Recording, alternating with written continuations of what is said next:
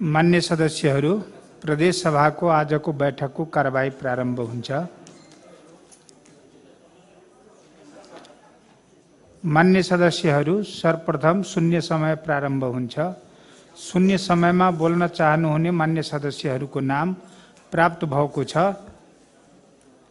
सर्वप्रथम मान्य श्री किरण कुमारी शाह।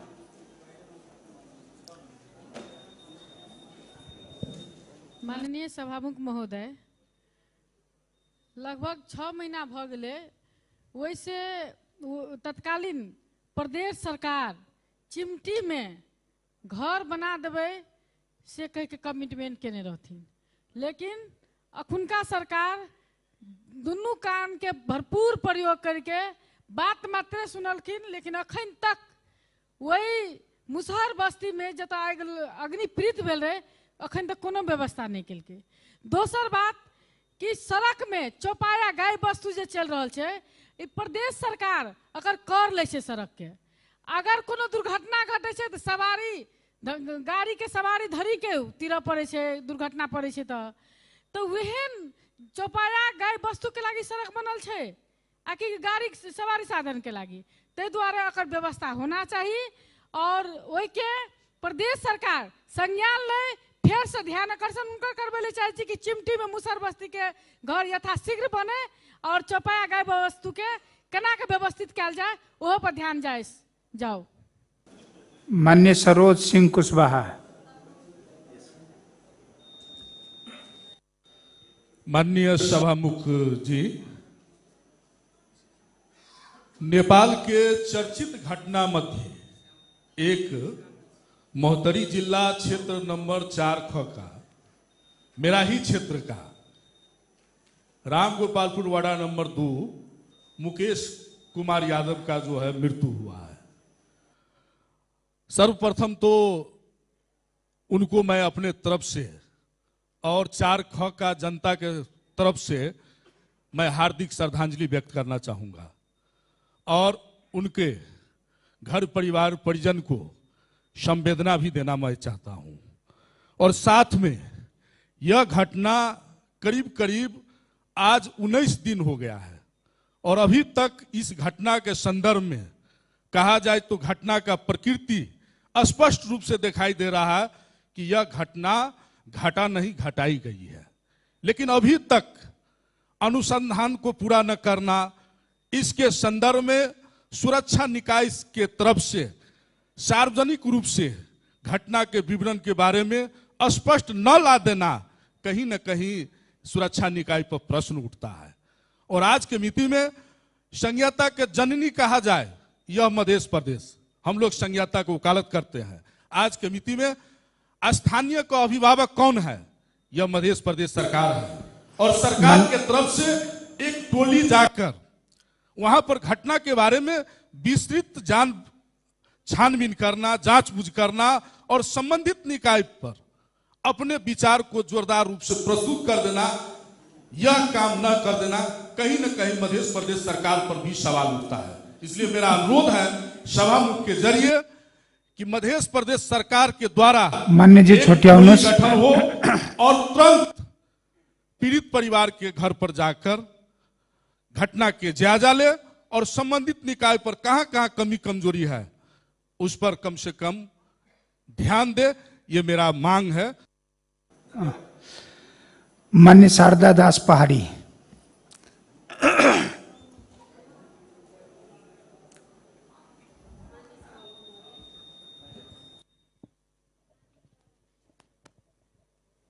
माननीय सभामुख महोदय, मिति 2081 5 को महीना 8 गते रामगोपालपुर वडा अध्यक्ष मुकेश कुमार यादव को जुन रहस्यमय तरिकाले दुर्घटनामा मृत्यु भएको थियो, अहिलेसम्म त्यो मुद्दा दर्ता नहुनु, छानबिन अगाडि नबढ्नु, म यसै सदनबाट दोषीलाई कडाभन्दा कडा कारबाहीको माग पनि गर्दछु र प्रदेश सरकारले चाँडोभन्दा चाँडो दोषीलाई कारबाही दोषी यो घटनाको छानबिन कसरी हुन्छ चाँडोभन्दा चाँडो गरोस् भन्दै यही सदनबाट म माग पनि गर्न चाहन्छु। धन्यवाद। अब मान्य श्री जिप्छी देवी यादव।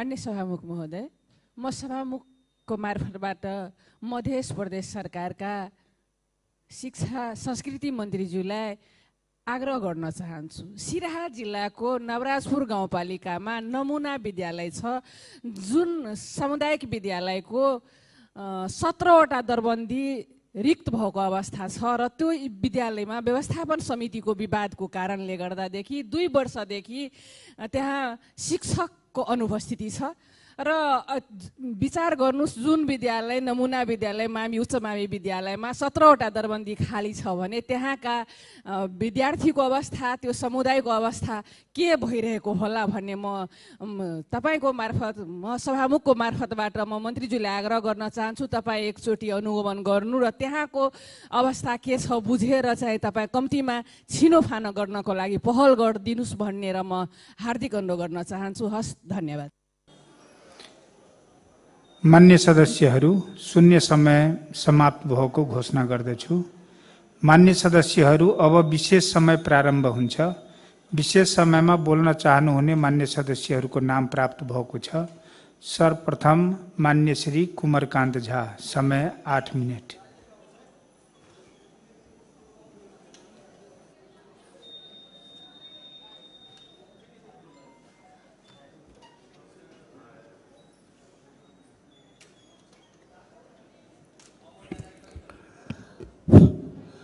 सभामुख महोदय, म सत्य तथ्यमा आधारित केही कुराहरू राख्न चाहन्छु। सबभन्दा पहिले कुरा त म के भन्न चाहन्छु भने यहाँ सरकार पनि रहेछ भन्ने कुरा जनतालाई र स्वयं सांसदहरूलाई अनुभूति भइरहेको छैन। सरकारको काम र कर्तव्य, किनभने सदनमा सांसदहरू बोल्दा त्यो रेकर्डिङ मात्रै हुन्छ, न त्यसको जवाब आउँछ, न त्यो कहीँ कार्यान्वयन हुन्छ। म तपाईलाई यहाँ स्वास्थ्य मन्त्रीजी आउनु भएको छैन, स्वास्थ्य मन्त्रीजीलाई यो राजधानीको हस्पिटल खोइ सबै ठाउँमा प्रादेशिक अस्पताल, अञ्चल अस्पताललाई प्रादेशिक अस्पताल बनाइदिनु भयो, नामाकरण परिवर्तन गरिदिनु भयो, तर चाहिँ तपाईँको राजधानीमा खोइ हस्पिटल। म 2 साल जनकपुर अञ्चल अस्पताल विकास समितिको अध्यक्ष भएर पनि बसेको मान्छे छु। मलाई त्यहाँको अनुभव छ। तपाईँ 10 बजे 11 बजे त्यहाँ जानुहोस्, त्यहाँको व्यथित हेर्नुहोस्। रोडमा चाहिँ भुइँमा सुतिरहेको छ, त्यहाँ म्यान पावरको यति अभाव छ। म हिजै गएको थिएँ, एकजना पोइजन केस गरेर आएको मान्छेलाई हेर्न गएको थिएँ। आइसियूको व्यवस्था छैन, 10 वटा मात्रै छ र राजधानीको हस्पिटलमा मान्छेलाई आइसियू नपाउनु, अरू हस्पिटलमा चाहिँ जानुपर्ने, भुइँमा सुतिरहने। एउटा हेल्थ पोस्टमा 22 जना चाहिँ दरबन्दी छ, तर त्यहाँ चाहिँ जम्मा 12 जना 14 जना मात्रै पेसेन्ट जताउन आउँछ। तर प्रादेशिक अस्पतालमा हजारौं मान्छेको भिड हुन्छ, तर त्यहाँ म्यान पावरको अभाव छ। प्रतिष्ठानमा गाप दिनुभयो, झन् चाहिँ त्यसको चाहिँ अवस्था दिन प्रतिदिन जर्जर अवस्थामा भइरहेछ। न मुख्यमन्त्रीले सुन्ने, न स्वास्थ्य मन्त्रीले सुन्ने, खाली मन्त्रालयमा बसेर यताको मान्छेलाई उता, उताको मान्छेलाई यता, यसलाई नियुक्ति त्यसलाई हटाउने कुरादेखि बाहेक अरू केही कामहरू भइरहेको छैन। हामीलाई बडा दुःख लागिरहेको छ। जनताको लागि बनेको सरकार, लोकतन्त्रमा सबै सम्पन्न अधिकार जनतामा हुन्छ। जनताले हामीलाई यहाँ पठाएको छ, तर हामीले चाहिँ व्यवस्था गर्न सकिरहेको छैनौँ। अर्को सत्य कुरा भन्छु, म बालिका विधेयक हामीले बनाएर चाहिँ सदनमा पेश गरिसकेका छौँ। हिजो चाहिँ रामानन्द चौकमा म कुनै काम विशेषले 0 माइलबाट आइरहेको थिएँ, एकछिन त्यहाँ गाडी रोकेँ। 4 जना, 2 जना बालिका र 2टा बालक, 10 वर्ष 8 वर्षको बालक चाहिँ हातमा एउटा कार्ड लिएर मसँग चन्दा माग्न आयो। मैले भने के को लागि चन्दा? त ललभित्ती मेरो घर हो, मेरो घरमा आगो लागिसकेको छ, घरबार सबै विहीन भइसकेको छु। हामीले कल्पना गरेका छौँ रोडमा हिँड्ने बालकलाई, खाते बालकहरूलाई, भिख माग्ने बालकहरूलाई हामी व्यवस्था गर्छौँ। तर खोइ समाज कल्याण मन्त्रालयसँग यसको डाटा छ, खोजबिन छ, केही पनि छैन। अर्को कुरा, सांसदहरूलाई चाहिँ तपाईँको यो बजेटको विषयमा हामीले चाहिँ यसलाई समायोजन गर्छौँ, संशोधन गर्छौँ। मुखबाट भनिदिनु भयो, निर्णय गरिदिनु भयो 5 करोड 1.5 करोड, त्यो पनि अहिलेसम्म व्यवस्था हुन सकेको छैन। अनि सांसदलाई अपाहित बनाउनको लागि अब यो चाहिँ ठेक्कामा जान्छ, यो पट्टामा जान्छ। अनेक किसिमको बहाना बनाएर चाहिँ तपाईँको संसदहरूलाई के बनाउन खोज्नु भएको। त्यसकारण म सरकारलाई र सरकारको मुखियालाई तपाईँ कार्यान्वयनमा जानुहोस्, हामीले बोलेको कुरालाई कार्यान्वयन गर्नुहोस्, होइन भने हामी कहीँ सांसदहरू चाहिँ एकजुट भएर कडा रूपमा प्रतिकार गर्नेछौँ। हाम्रो कुराको हाम्रो भनाइको कुनै सुनवाई हुँदैन। हामी यहाँ खालि बकवास गर्नको लागि आएको छैनौँ। हामी धेरै दुखित छौँ। आज हस्पिटलको अवस्था हेरेर त्यहाँ गएर तपाईँको त्यहाँ एक दिन पनि कोही जानुहुन्न, त्यहाँ गएर हेर्नु पर्यो। आज चाहिँ तपाईँको यत्रो घाममा धेरै ठाउँमा टिनको छाना भएका चाहिँ स्कुलहरू छन्, त्यहाँ चाहिँ पङ्खा छैन। विद्यार्थीहरू चाहिँ छटपटाएर त्यहाँबाट भागिरहेका छन्। त्यसको डाटा हामीसँग छ कि छैन, त्यो डाटा लिनु पर्यो। सामुदायिक विद्यालय कहीँ धेरै ठाउँमा चाहिँ तपाईँको यो व्यवस्थापन समिति गठन नभएर धेरै ठाउँमा चाहिँ तपाईँको विवादमा फसेर राम्रोसँग पढाइ लेखाइ हुन सकिरहेको छैन। एकातिर हामी सामुदायिक विद्यालयमा विद्यार्थीहरूलाई पठाउँ भनेर चाहिँ जागरण अभियान चलाउँछौँ। एउटा टिचर जसले एउटा सामुदायिक विद्यालयको शिक्षकको जति स्केल छ त्योभन्दा कममा बोर्डिङ स्कुलमा पढाइरहेछ, तर उसको नङदेखि टुप्पोसम्म चाहिँ नेट एन्ड क्लिन हुन्छ। तर हाम्रो सामुदायिक विद्यालयको शिक्षकहरूको टिकी उड्याइरहेको हुन्छ। पढाइ लेखाइको अवस्था हाम्रो त्यस्तै रहेको छ। हामी मध्य प्रदेशमा आजभन्दा 25 वर्ष 30 वर्ष पहिला जति हाम्रो शिक्षाको स्तर थियो अहिले पनि त्यही अवस्थामा हामी छौँ। के गर्ने, यसलाई बढाउने कि नबढाउने? खालि कुरामा, खालि भाषणमा, खालि लेखेर चाहिँ हामीले स्वास्थ्य, शिक्षा र कृषिमा हामी धेरै साथीहरू, मलाई प्राय सबै दिन हामी बोलिरहेका हुन्छौँ। तर जहाँ पानी छ त्यसको नाम हो सुक्खा पोखरी, जहाँ पानी छैन त्यसको नाम हो पोखरिया। आज तपाईँको योभन्दा पहिलेको सरकारले गौरवको योजनाहरूमा शीत भवनहरूको कल्पना गरेर धेरै ठाउँमा चाहिँ तपाईँको निर्माणाधीन भयो, तर त्यो उसमा पुँजी लागिसक्यो, तर चाहिँ त्यो पुरा हुन सकेन, अधुरो अवस्थामा छ। अहिले पनि चाहिँ तपाईँको जुन ठाउँमा आवश्यकता छ, म कृषि मन्त्रीजीलाई भन्न चाहन्छु, त्यो ठाउँको अवलोकन होस्, सर्वे होस् र जुन ठाउँको किसानहरूलाई आवश्यकता छ।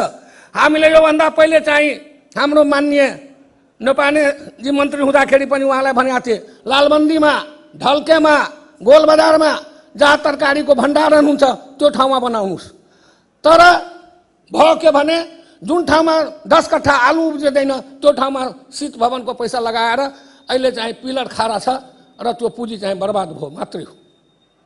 त्यसकारण म सभामुखको मार्फत सबभन्दा पहिले राजधानीको जुन व्यथा छ, यातायात मन्त्रीजी यहीँ हुनुहुन्छ, उहाँलाई के भन्न चाहन्छु भने जनकपुरको राजधानीको जुन चाहिँ ई रिक्साले गर्दाखेरि जुन चाहिँ अव्यवस्थित बराबर चाहिँ यहाँ एक्सिडेन्ट भइरहेछ, कम्तीमा त्यसको रुट निर्धारण होस् र कम्तीमा त्यसको करको दायरामा ल्याएर न्यूनतमै राखौँ, तर त्यसको दर्ता कार्य चाहिँ प्रारम्भ होस्। जनकपुरमा कति ई रिक्साहरू छ त्यो कुराको यो प्रदेशमा कति छ त्यसको चाहिँ एउटा यकिन हुन्छ र त्यसको दर्ता चाहिँ होस् र जनकपुरमा रुट निर्धारण होस्। अहिले तपाईँ आउनुहोस्, अहिले ट्रक आइरहेछ, बस आइरहेछ, ठुल्ठुला सहरहरूमा यति बजेदेखि यति बजेसम्म मात्रै ठुला गाडीहरू चलाउन पाउने समय किटेको हुन्छ। हामी कहाँ त्यो पनि व्यवस्था चाहिँ भएको छैन। म यातायात मन्त्रीजीलाई आग्रह गर्न चाहन्छु, तपाईँ यसमा विशेष कार्य गरेर यो कुरामा ध्यान दिनुहोस्। जनकपुर नगरपालिकाको अवस्था दुर्गन्धित छ। तपाईँ जानकी मन्दिरमा देखि लिएर चाहिँ साविक दूरसञ्चारको कार्यालयमा बिहान जानुहोस् या बेलुका जानुहोस्, त्यहाँ जाने अवस्था हुँदैन। यहाँ हाम्रो काम के त? यहाँ भाषण गरिदिए, बोलिदिए, तपाईँ बोल्नुभयो, मान्छेले सुन्यो, लाइभ हेरिरहेछ।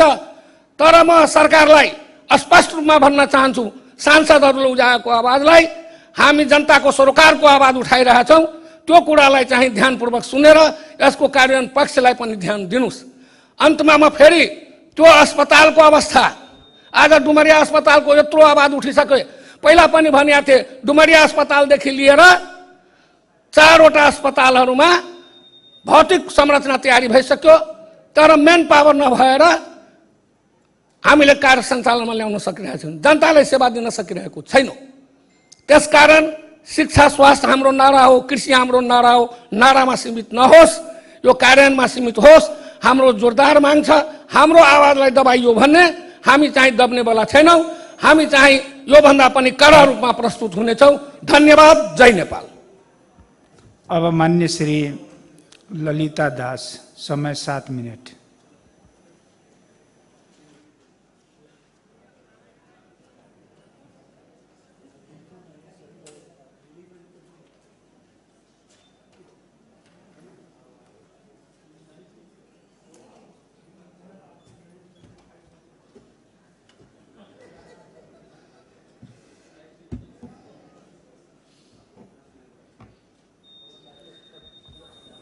धन्यवाद सभामुख महोदय।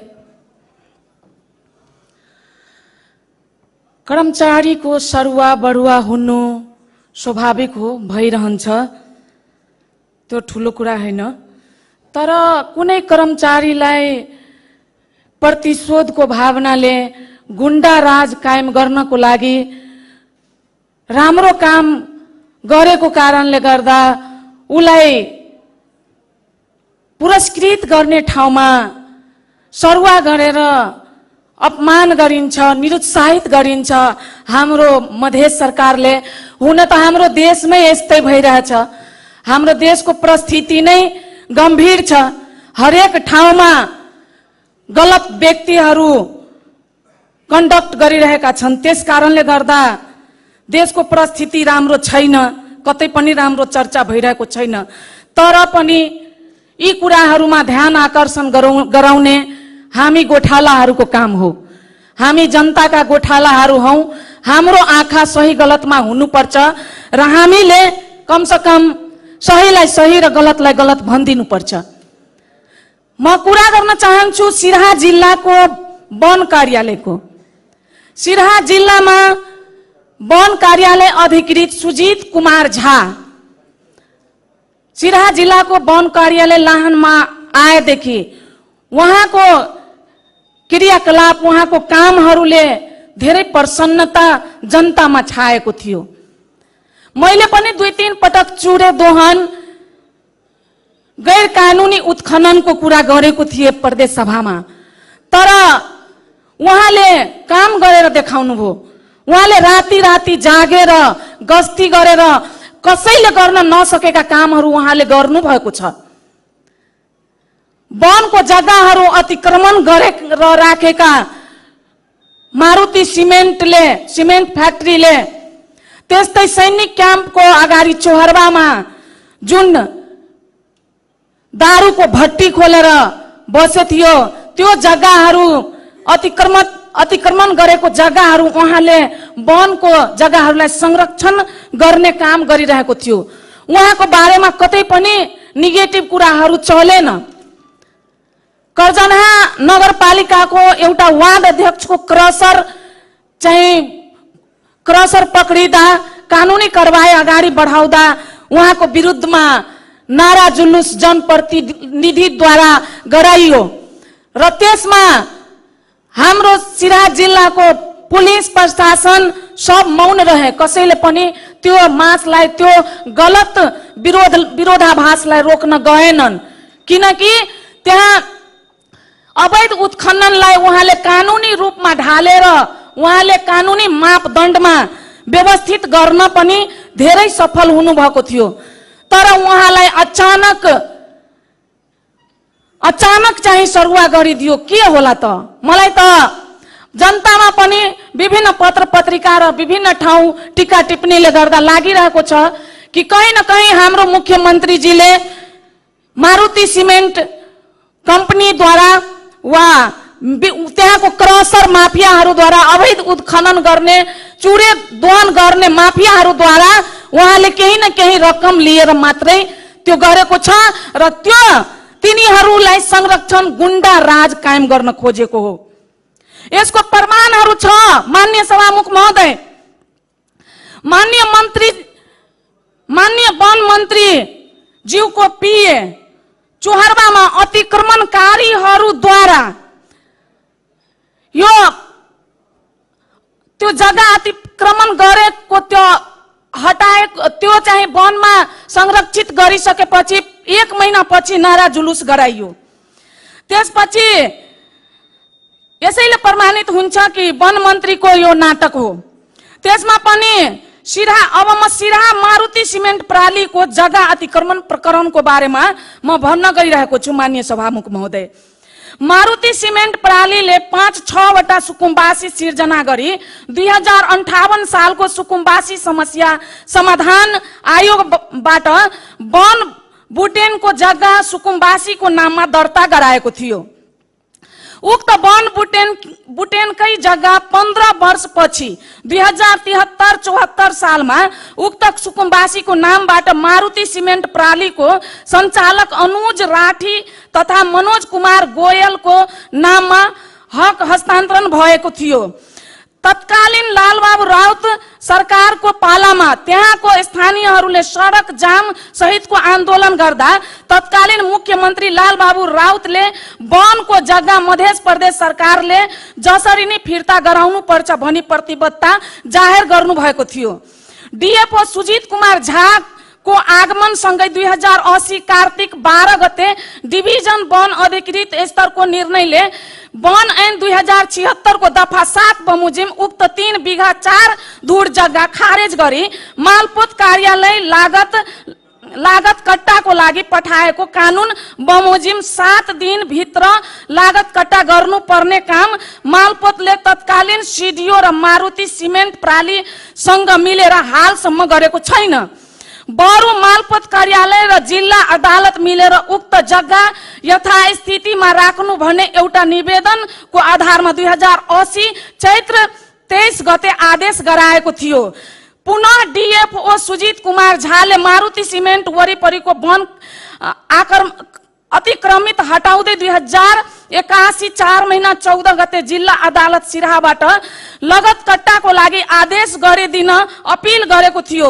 फलस्वरूप जनमत सरकारले 2081 भाद्र 9 गते 1 वर्ष मात्रै पुगेको डीएफओलाई सरुवा गर्दै उहाँभन्दा पहिलाको डीएफओलाई सरुवा गरी सिराहा लाहान पठाएको अहिले सिराहामा वनको नियमित गस्ती र एक्सनहरू बन्द भएको छ। अब उहाँले राम्रो काम गर्दा उहाँलाई सम्मानित गर्ने ठाउँमा उहाँलाई प्रोत्साहन गर्ने ठाउँमा निरुत्साहित गर्ने काम गरेको छ।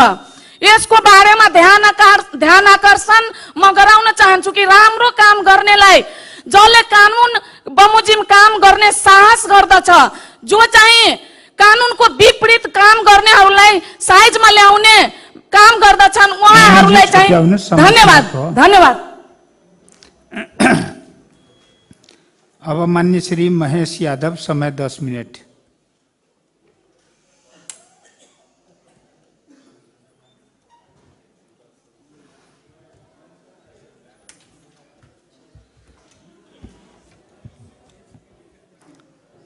सम्माननीय सभामुख महोदय, आजको यो गरिमापूर्ण सदनमा 1 दिन अगाडि हाम्रा मित्रले मधेस कृषि विश्वविद्यालयको सन्दर्भमा र त्यहाँको विश्वविद्यालय जनताको हितको निम्ति हो भन्ने अनुभूतिका साथ उहाँले धेरै कुराहरू चाहिँ यहाँ राख्नु भएको हो र त्यो विश्वविद्यालय प्रति या मधेसकै जनताप्रति जनमत पार्टीले बेइमानी त गरिरहेको छैन, जनमत पार्टी विकास विरोधी त होइन भन्नेहरू आशयका साथ उहाँले राख्नु भएको थियो। सभामुख मार्फत मैले चाहिँ यो गरिमापूर्ण सदनलाई मैले जानकारी गराउन चाहन्छु। मध्य प्रदेश सरकारले अध्यादेश मार्फत ल्याएको मधेस कृषि विश्वविद्यालय को पहिलो सिनेटको बैठक 2080 79-10 मा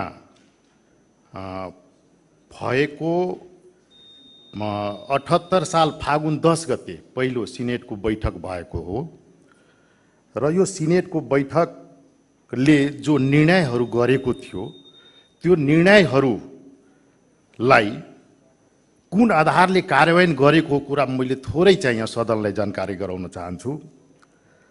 त्यो निर्णयहरू गरियो र निर्णयहरू प्रमाणीकरण नभइकन नै त्यहाँका सुविधाहरू, त्यहाँका भिसी रजिस्ट्रारले पाउनुपर्ने सुविधाहरू लिँदै गर्दा र त्यो विश्वविद्यालयलाई चलाउँदै गर्दा को अवस्थामा हाम्रो यो दोस्रो कार्यकालको सरकार बनिसकेपछि र म स्वयं 79/10/20 गते शिक्षा तथा समाज कल्याण मन्त्रालयको कामको जिम्मा पाउँदै गर्दा त्यतिखेर त्यो विश्वविद्यालयको जो पहिलोको निर्णय थियो त्यो निर्णय कार्यान्वयन हुँदैछ भन्ने कुरा मेरो नलेजमा थियो र त्यहाँका भिसी रजिस्ट्रारले मसँग भेट गर्न आउँदाखेरि उहाँहरूले त्यहाँ कक्षा सञ्चालन गर्नुपर्छ, हामीले सबै प्रक्रियाहरू पुर्याइसकेका छौँ भनेर भन्नुभयो। मैले भने ठिक छ, कक्षा सञ्चालन तपाईँहरू गर्नुहोस्। मैले चाहिँ धेरै तर्क वितर्क पनि त्यहाँ गरिनँ र कक्षा सञ्चालनको निम्ति उहाँहरूलाई चाहिँ मैले चाहिँ अगाडि बढ्नुहोस् भने त्यतिकैमा कक्षा सञ्चालनका निम्ति उद्घाटन कार्यक्रमहरू राखियो। के कति हिसाबले राखिएको हो भन्ने कुरा त्यो सबै मान्यजीहरूलाई थाहा भएकै कुरा हुनुपर्छ। र त्यस पछाडि जतिखेर उहाँहरू कक्षा सञ्चालन भइसकेपछि दिनरात मलाई दोस्रो सिनेटको बैठक गर्नुपर्छ भन्ने कुरा मलाई भन्दै गर्दा मैले भने ठिक छ गर्नुहोस्। र 2080 असाढ 7 गते त्यो दोस्रो सिनेटको बैठक गरियो। त्यसको अध्यक्षता सहकुलपतिको हिसाबले मैले नै गरेका थिएँ, मन्त्रीले गर्नुपर्ने हो भनेर मैले गरेँ। र त्यो बैठक भइसकेपछि त्यसको भोलिपल्ट नै मेरो घर राजविराज भएकोले र मेरो क्षेत्र पनि त्यही भएको हिसाबले म घरमा आउँदाखेरि बिहानै 6 बजे भिसी रजिस्ट्रार म कहाँ पुग्नुभयो र उहाँहरूले गर्नुभएको त्यो बैठकको निर्णय ठुलो मोटो फाइल लिएर पुग्नुभयो र मलाई भन्नुभयो उहाँहरूले यसलाई चाहिँ प्रमाणीकरण गरिदिनुहोस्।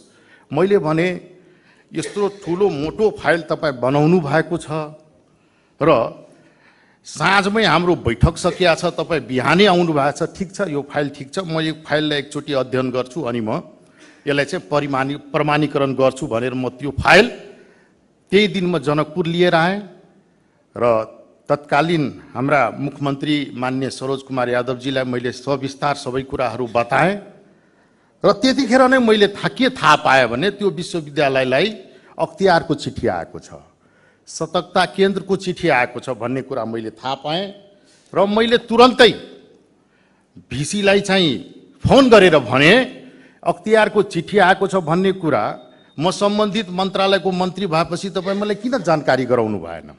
त्यो त मलाई जानकारी हुनुपर्ने हो होइन। आएको थियो त्यो सानो चिठी हो भनेर मलाई फेरि त्यतिखेर बरगराउने काम गर्यो। मैले त्यतिखेर त्यसलाई चाहिँ बुझ्ने प्रयास गर्दाखेरि मैले के पाएँ र त्यो निर्णय जो हेर्दाखेरि मैले यो निर्णयको सम्पूर्ण सविस्तार ल्याएको छु। किनभने मेरा चाहिँ मित्रले भ्रम छिर्ने कामहरू चाहिँ बढी गर्न खोज्नुहुन्छ।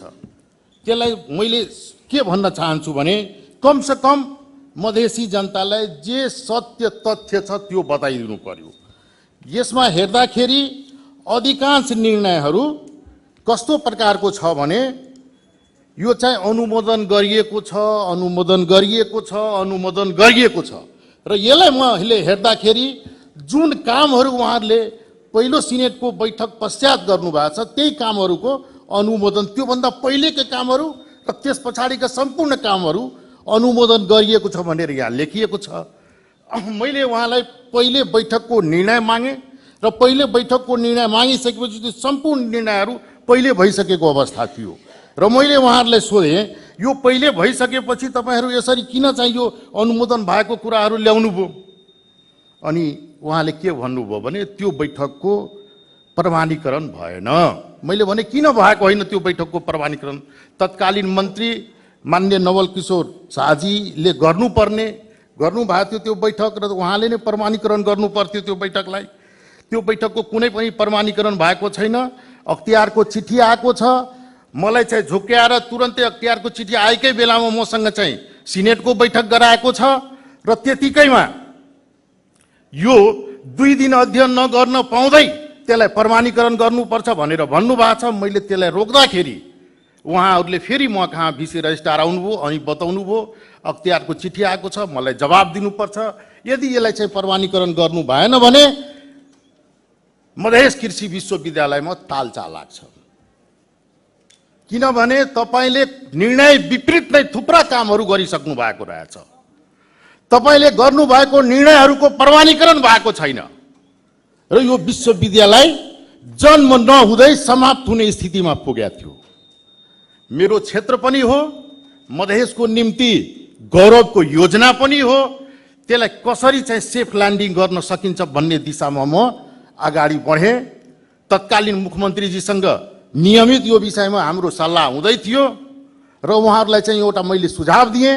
पहिलेको जो बैठकको निर्णयहरू छ त्यो निर्णयहरूको प्रमाणीकरण यदि सक्नुहुन्छ भने अहिले पनि तपाईँ माननीय नवल किशोरजीसँग गराउनुहोस्, त्यो राम्रो हुन्छ। उहाँहरू 15 दिनसम्म काठमाडौँ यहाँ वहाँ घुम्दै गर्नुभयो तर भएन।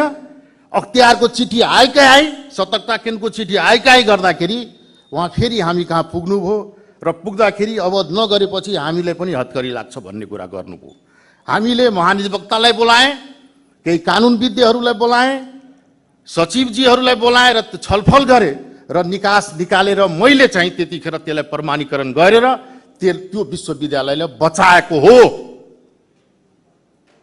र सवाल यहाँ छ, उहाँहरूले गर्नुभएको करतुतको बारेमा यहाँ सबै मान्यजीहरूलाई थाहा छ।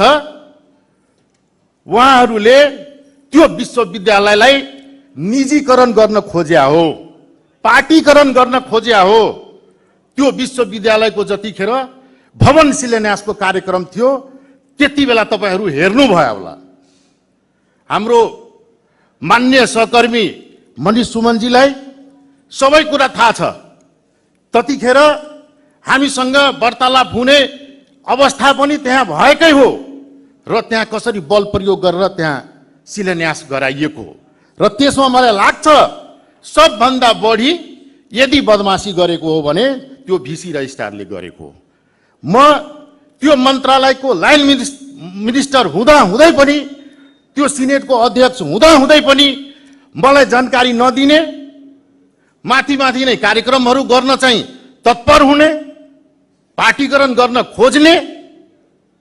त्यति मात्रै होइन कि जब मैले त्यसलाई सहजीकरणको भूमिकामा जाउँ भनेपछि मलाई त भिसीबाट हटाइन्छ भन्ने जवाब दिने, मलाई त रजिस्ट्रारबाट हटाइन्छ भन्ने जवाब दिने व्यक्ति कति गम्भीर हुन सक्छ। मैले उहाँहरूलाई भने तपाईँहरूको स्वायत्त निकाय हो, संस्था हो, तपाईँहरूलाई कसैले हटाउन सक्दैन। यहाँको वातावरण नबिग्रियोस् हिसाबले मैले सहजीकरण गर्न खोजेको छु। त्यसमा तपाईँहरूको सहकार्य होस्। हामीले योगदान गर्नुभएका र जसको मनोभावनाबाट उत्पन्न भएका जो विश्वविद्यालय त्यसलाई हामी मान मर्दन गर्दैनौँ, त्यसलाई नै हामी सम्मान गर्छौँ, तर प्रक्रियागत गर्छौँ भन्ने कुरा उहाँलाई भन्दै उहाँले चाहिँ हामी विपरीत गएर त्यो कार्यक्रमहरू गराइयो।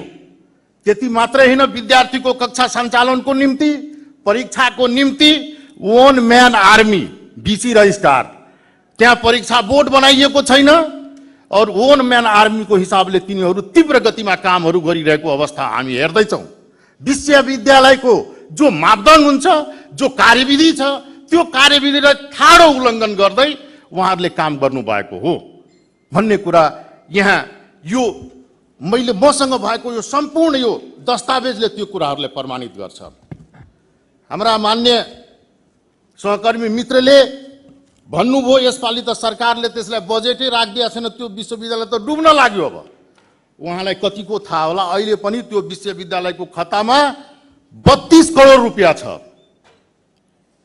32 करोड रुपियाँ अहिले पनि त्यो विश्वविद्यालयको खातामा छ। मित्रलाई थाहा हुनु पर्यो। मित्रले भन्नुभयो मैले त त्यहाँको भिसीले 95% रजिस्ट्रारले 95% रकम चाहिँ खर्च गरिसकेछ भने यो 32 करोड कहाँबाट आयो? पर्सेन्टेज निकाल्न पनि मलाई लाग्छ मान्य मित्रलाई अलिकति गम्भीर बन्नुपर्छ। मधेसी जनताले हेर्दैछ, मधेसी जनतालाई गलत किसिमले ट्रिट गर्ने प्रयास अब नगर्नुहोस्, सम्पूर्ण कुरा हेर्दैछ। हामी विकास विरोधी होइनौँ, हामी विकासमा कसरी चाहिँ लामबद्ध भएर आफ्ना धेरै चाहिँ कुराहरू छोडेर पनि कसरी अगाडि बढ्न सकिन्छ भन्ने पार्टी जनमत पार्टी हो। हामी तपाईहरू जस्तो तपाईहरूकै हिसाबले मैले गरेको कुराहरू सबै हाम्रै हो भनेर हामी भन्न चाहन्नौँ, यो प्रदेशको जनताको हो। हामी सबै म बारम्बार यही रोस्टमबाट भर्दै गर्छौँ, हाम्रा मध्य प्रदेशका गौरवकी योजनाहरूलाई हामी सबैले संयुक्त लिनुपर्ने आवश्यकता हुन्छ। हामीले सबैले लियौँ। तपाईहरूले गर्नुभएको जुन महत्त्वपूर्ण वर्कहरू छ, गौरवका योजनाहरू छ, बेटी बचाओ बेटी पढाओ, छोरी बिमा लगायतका कार्यक्रमहरू, हामीले त त्यसलाई गौरवान्वित हामी पनि भन्छौँ त्यो। तर पनि हामीले पनि तपाईँले पनि हेर्नु भएको होला, त्यो योजनाहरू अल्पत्रको अवस्थामा त्यतिखेर थियो, अहिले बिस्तारै व्यवस्थित हुन खोज्या छ। ती योजनाहरूले त हामीले स्वीकार गरेर नै अगाडि बढाएका छौँ। त्यसकारण तपाईँहरू त्यसरी जनतालाई चाहिँ भ्रमित गर्ने कामहरू म अनुरोध गर्न चाहन्छु नहोस् भन्ने म सभामुखजी मार्फत म सदनलाई जानकारी गराउन चाहन्छु। सँगसँगै अहिलेको जो अवस्थामा मधेस कृषि विश्वविद्यालय हिँडिरहेको छ, मधेस कृषि विश्वविद्यालयको जो अवस्था छ, त्यो शिलान्यास समयको जो घटनाक्रम छ, यसको पनि छानबिन समिति बनिसकेको अवस्था र भिसी रजिस्ट्रारले जो कुतत्वहरू गर्नुभएको छ उसको चाहिँ विरुद्धमा सरकारले पनि छानबिनको अवस्था गरिसकेको छ। त्यहाँको रजिस्ट्रारको श्रीमती जसपा पार्टीबाट त्यो रौतहटको गोरमा उपप्रमुखमा चुनाव लडेको व्यक्ति हो। त्यहाँ हाम्रा नीति आयोगका उपाध्यक्षजीलाई उहाँले चाहिँ यसरी लगाउनु भयो आरोप, सायद उहाँ धेरै ठुलो अपराध गर्नुभएको छ। उहाँकै पार्टीका प्रमुख सचेतक मान्यजी छोटे आउनुहोस्। प्रमुख सचेतक म 2 मिनट मात्र। प्रमुख सचेतकज्यूले भन्नुभएको थियो जे नीति आयोगले यसपालि चाहिँ श्वेत पत्र निकाल्ने 5 वर्षे योजना प्लान चाहिँ निकालेर चाहिँ सविस्तार गर्ने भन्ने कुरा राम्रो भएको छ, युवा छ, गर्न सक्छ भन्ने कुरा म जानकारी गराउँ। जनकपुर कम्युनिटी कलेज सामुदायिक कलेज हो र यो उहाँ त्यो बोर्डमा एउटा मेम्बरको सहयोगीको रूपमा हुनुहुन्छ। नफामूलक संस्था नै होइन, तर यहाँ मधेस विश्वविद्यालयको भिसी दीपक साक्य को निजी कलेज वीरगञ्ज पब्लिक कलेज त्यो पूर्णतः नफामूलक कलेज हो। हामी कहाँ जाँदैछौँ, हामीलाई शिक्षालाई कहाँ लाँदैछौँ भन्ने कुरा आफैले सोच्नुपर्ने आवश्यकता मैले ठाने। मधेस कृषि विश्वविद्यालयका रजिस्ट्रार भगवान ठाकुरजीको श्रीमती किरण ठाकुरजी पार्टीसँग आबद्ध भएका व्यक्ति उपप्रमुखमा चुनाव लडेका एकचोटि जितेका व्यक्ति हुनुहुन्छ भनेर हामी चाहिँ हेक्का राख्नुपर्छ। त्यस्ता व्यक्तिहरूलाई हामीले के गर्ने, यो सदनले के गर्ने, त्यस्ता व्यक्तिका परिवारजनहरूलाई कसरी चाहिँ महत्त्वपूर्ण पदहरूमा राख्ने भन्ने कुरा त्यो आफैमा एउटा प्रश्न हो। तसर्थ म सभामुखजी मार्फत यो सदनलाई म चाहिँ अनुरोध गर्न चाहे, यो विषयहरूमा हामी सबैलाई गम्भीर हुनुपर्ने आवश्यकता छ। धन्यवाद।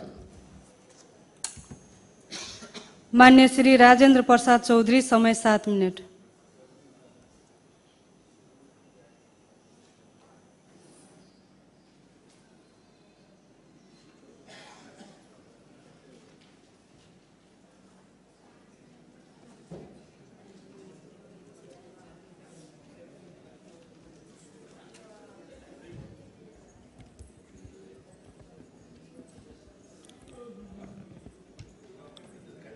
माननीय सभामुख जी, सबसे पहले हम लहान अस्पताल के कर मिनहा के बहुत तगेदा के बाद, बहुत बारंबार तगेदा के बाद जो काल निर्णय भेले तकरे हम सरकार के धन्यवाद दिले चाहे छिए।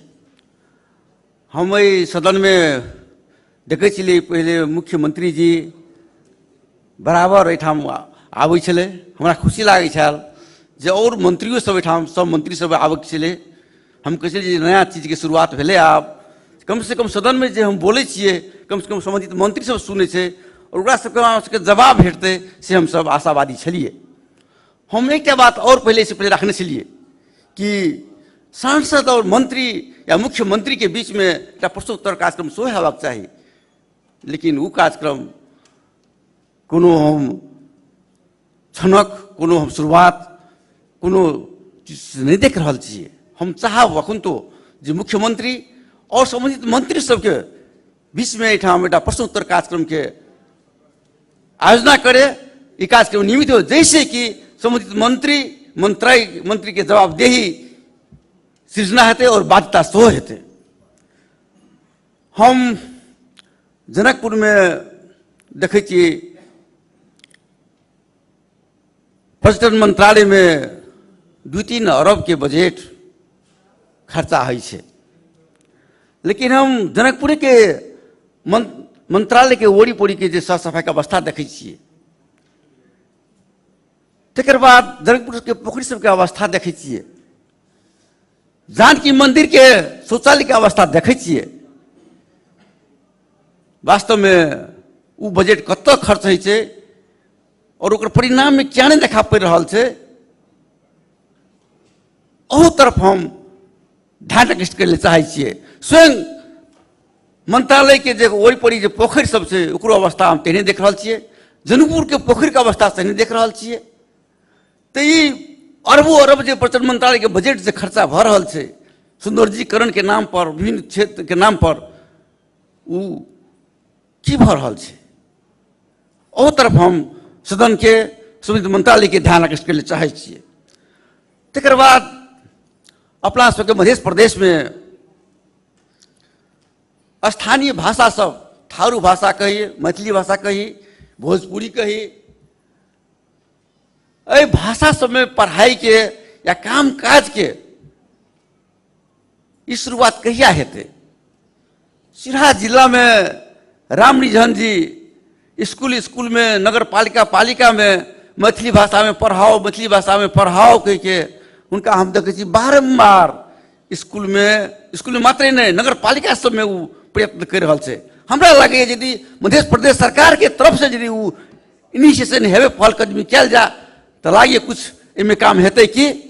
और तकर बाद ये भाषा सबके जना कि थारू भाषा, भोजपुरी या मैथिली के उत्थान के लेल जे कार्यक्रम हेबाक चाही वो हम नहीं देख रहा छी। ओ तरफ सरकार के ध्यान हम आकृष्ट करे चाहे छिए। लहान में खुट्टी नदी के सिंचाई में, खुट्टी नदी से हजारों बीघा सिंचाई वाला है। राणा शासन के टाइम में वो नहर के शुरुआत भेल है, नहर के स्केच है सिंचाई वाला जमीन सबके 10टा वार्ड के हजारों बीघा जमीन सिंचाई वाला है। लेकिन दुख के बात है लहान हम बारम्बार सदन में उठावे चली सिंचाई के बात हम उठावे छिए, लेकिन प्रदेश सरकार कोनो ध्यान नहीं है। जे नहर से सिंचाई हेबाक चाही वही नहर में लहान नगर पालिका की केने छै, एक ड्रेन बना के वही में अहाँ के ढल के योजना बना के 6 करोड़ के ठिका लगेने छै जे सिंचाई वाला नहर से। ते में एहन अहाँ के गलत काम, अनियमित काम सब, और हमहू मेयर के बारम्बार कहत लेकिन तैयो सुनवाई नहीं कर रहा है। लहान के जनता सब वही के विरुद्ध में संघर्ष करे के लिए तैयारी से, योजना बन रहा है और वही संघर्ष में हमू साथ रहबे, हमरो साथ रहते। और ये न अवस्था आवे जो वही इशू के चलते जना कमला नदी के पीड़ित जनता सबके अनशन बैठा पड़ले, उन अवस्था के सृजना लहानी जनता के हेतै जना हमरा यदि ध्यान नहीं देते समय में तो उन अवस्था के सृजना भ सकै छै। ताहि दुआरे में अविलंब ध्यान अखन पहाड़ में बस आए थे, अखन तो अहाँ के उसी सिंचाई भ सकै छै। बेसी अथी नहीं है, मार सफाई करते सिंचाई के अवस्था से, लेकिन ते तरफ सरकार के कोनो ध्यान नहीं है। ओ तरफ हम ध्यान आकृष्ट करे चाहे छिए। तकर बाद अहाँ के हम सब सुशासन के बात करे छिए, बहुत विडम्बना के बात है। कल हमरा सबके देश मोड़ के कैंपस में एकटा साधारण सभा रहे, हम ओहिठाम गेल छलिए। कल वही कैंपस के 50 लाख रुपया प्रोजेक्ट म्यूजियम भेल रहे, हमरे सिफारिश में प्रोजेक्ट भेल रहे। लेकिन विडम्बना के बात की है जे बिना समझौता के बिना उपभोक्ता समिति बनिए के उसने 1 लाख रुपया पहले उठा के कर्मचारी तो खर्चा कर लेके। हम बारम्बार वही टाइम के मुख्यमंत्री सरोज यादव जी कहलिए जो 50 लाख 49 लाख गेल छे कि कंप्यूटर मिस्टेक भेल कहै छे। अर्थमंत्री कहने रहिए हम ओकरो कोनो ने जो मतलब कि जैसे कंप्यूटर मिस्टेक भेल तो कहने हेतै, लेकिन बाद में 49 लाख में समझौता करके अहाँ के काम करऽ पड़ले कैंपस में, और 1 लाख रुपया कर्मचारी सब जे खा लेल के बिना कामे के बिना योजना के और पर छानबीन हेबाक चाही। हम ई दारकश करे चाहै छियै। अखन शिक्षा मंत्री जी नजदीक छे, सुनबाक चाही, हम कोई सब मंत्री एहिठाम आबक चाही। शिक्षा विद्यालय सब में जे खाजा कार्यक्रम छे उ खाजा कार्यक्रम में अखनी अहाँ के विद्यालय सब में देखै छी रेडीमेड खाजा, रेडीमेड चाउमीन जकरा डॉक्टर उन्नाव प्रीति के भाषा में पत्रु खाना कहै छै, जे खाना कहै छै पत्रु खाना, ओ नाश्ता सब अहाँ के वितरण भ रहल छै, द रहल छै स्कूल में। कथी के लेल? कमीशन के लेल। ओ खाना सब में अहाँ के कमीशन आबै छै, लेकिन ई लोकल ऑर्गेनिक खाना में कमीशन नहीं आबै छै। ताहि दुआरे जे स्वास्थ्य से खिलवाड़ भ रहल छै, कमीशन के खेला छै, और विद्यालय के छात्रवृत्ति में केंद्र को ध्यान आकर्षण भेल छै, प्रदेश सरकारों को ध्यान में हम ध्यान आकर्षित करे चाहै छियै। तेने एकटा अपना सबके बीमा कार्यक्रम शुरुआत भेल छै, दलित सबके मुफ्त बीमा कार्यक्रम छै, लेकिन एकोटा दलित सबके बीमा नहीं छै। कथी ले? तो ओ सब चेतना नहीं छै, ओ सब जेबो नहीं करै छै कराबै ले। ताहि दुआरे जे सुविधा ओकरा से भेटबाक चाही से सब वंचित छै। हम चाहबै जे कम से कम दलित सब समुदाय में जो फ्री बीमा कार्यक्रम छै ओकरा बीमा करबे के लिए एकटा प्रदेश सरकार से कर्मचारी खटा के चाहे और कोई हेतै समन्वय करके हेतै, वो बीमा के इफेक्टिव बनावे के लिए वह दलित समुदाय में जाके बीमा कार्यक्रम बीमा फॉर्म भरा के बीमा करावे और सुविधा और एक दूसर बात, हम प्रदेश सरकार के जे काम से भ रहल छै, नगर पालिका सब कह रहल छै सब काम हमर छियै, प्रदेश सरकार कुछ नहीं कह रहल छै। ताहि दुआरे यदि प्रदेश सरकार के स्वामित्व के देखाबे के छै, जतेक भी योजना सब छै प्रदेश में पड़ल जे ठाम पड़ल छै, यो योजना सब स्थानीय निकाय के मार्फत नहीं कि प्रदेश संबंधित क्षेत्र के मान्य सबके समन्वय में निर्देशन में वो काम सब हेबाक चाहिए, जैसे कि प्रदेश सरकार काम देखा पड़ते और काम बढ़िया हेतै से हम आशा करैत अपन बात रखैत इस विद्यालय चाहै छी। धन्यवाद। अब मान्य श्री भरत प्रसाद शाह, समय 7 मिनट।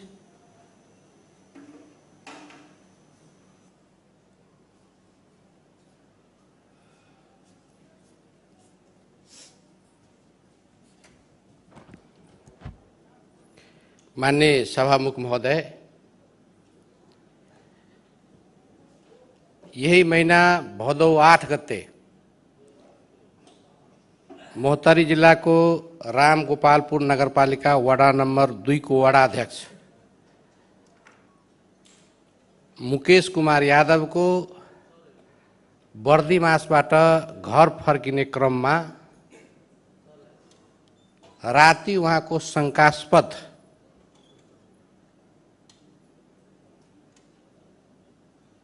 दुर्घटनामा उहाँको मृत्यु भयो र त्यो मृत्युको खबर त्यहाँका स्थानीय बासिन्दा मोहनजी यादवले बिहान 6 बजे प्रहरी र हाम्रा पार्टीका नेता रामबाबु चौधरीलाई 6:15 बजे खबर गर्यो र त्यो खबर मैले पनि 6:30 बजे पाएँ। त्यो खबर 6:30 बजे पाइसकेपछि म तत्कालीन घरबाट निस्के र मेरो घर त्यहाँबाट धेरै दूरी छैन, म पनि लाग्छ म 10-15 मिनटमा त्यहाँ पुगेँ र पुग्ने बित्तिकै त्यो घटनाको वस्तुगत अवस्था हेर्दाखेरि त्यसको बारेमा म चर्चा गर्न चाहन्छु। त्यो घटनाको वस्तुगत अवस्था कस्ता थियो भने मोटरसाइकल बर्दिवासबाट फर्किने बेलामा बर्दिवास नगरपालिकाको वडा नम्बर 12 को र औरी नगरपालिकाको सिमानामा एउटा सानो कल्भर्ट छ। त्यो कल्भर्ट निर चाहिँ त्यो दुर्घटना भएको थियो र त्यो कल्भर्ट निर जहाँ मोटरसाइकलको भाइजर ठोक्नु पर्ने हो र जहाँ सिमेन्ट उकिएको थियो त्यो भाइजरको र सिमेन्टको चाहिँ उचाइमा फरक थियो र त्यो कल्भर्टको चाहिँ वालको पश्चिमपट्टिको चाहिँ सिमेन्टहरू उकिएको रहेछ, तर मोटरसाइकल पूर्वपट्टि चाहिँ फर्केर लडेको थियो र अर्को मोटरसाइकलको भाइजर तल एक ठाउँमा मात्रै थियो, जबकि फाइबर र सिसा चाहिँ एक्सिडेन्ट भएपछि त्यो जत्र तत्र चाहिँ त्यो छरिन्छ, त्यो छरिएको थिएन। र अर्को कुरा त्यहाँ चाखलाग्दो कुरा के रहेछ भने अगाडिबाट ठोकिएको हो भने पछाडिको चाहिँ नम्बर प्लेट र ब्याकलाइट त्यो फुट्ने कुरै आउँदैन र त्यो नम्बर प्लेट चाहिँ बाहिर आएको रहेछ, त्यहाँ सिलेन्सर माथि राखेको रहेछ। र अर्को महत्त्वपूर्ण कुरा मुकेश यादव जहिले पनि मोबाइल चाहिँ तलको गोजीमा बोक्ने, प्यान्टको गोजीमा बोक्ने, उहाँको मोबाइल चाहिँ लडेको यदि पूर्वपट्टि हो भने मोबाइल यदि पूर्वपट्टि चाहिँ कल्भर्टको चाहिँ त खेतमा गएको रहेछ भने एउटा जुत्ता चाहिँ पश्चिमपट्टि र अर्को चाहिँ पूर्वपट्टि रहेको थियो।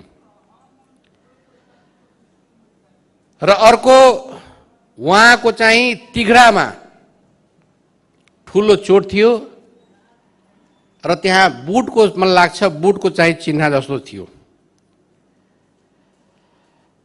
यस्ता धेरै कुराहरू जो शङ्कास्पद छन् र नर्मली पोस्टमार्टम गर्दाखेरि हामीले के विचार गर्यौं, यो त दुर्घटना होइन, यो घटना हो, कर्तव्यजान हो, यसलाई चाहिँ दुर्घटनाको रूप दिएको छ र नेपालमा सबभन्दा उत्कृष्ट पोस्टमार्टम चाहिँ टिचिङ हस्पिटलको हुँदो रहेछ भनेर खबर पाएर त्यहाँ पठाएको थिएँ र त्यहाँको डक्टरले चाहिँ उसको भनाइमा के थियो भने नर्मली कुनै बाइक चाहिँ एक्सिडेन्ट हुँदाखेरि मान्छेलाई टाउकोमा ठक्कर लाग्यो भने, चोट लाग्यो भने छातीमा लाग्दैन रे, टाउकोमा लाग्यो भने अगाडि ठोकिन्छ, छाती अलि पछाडि हुन्छ।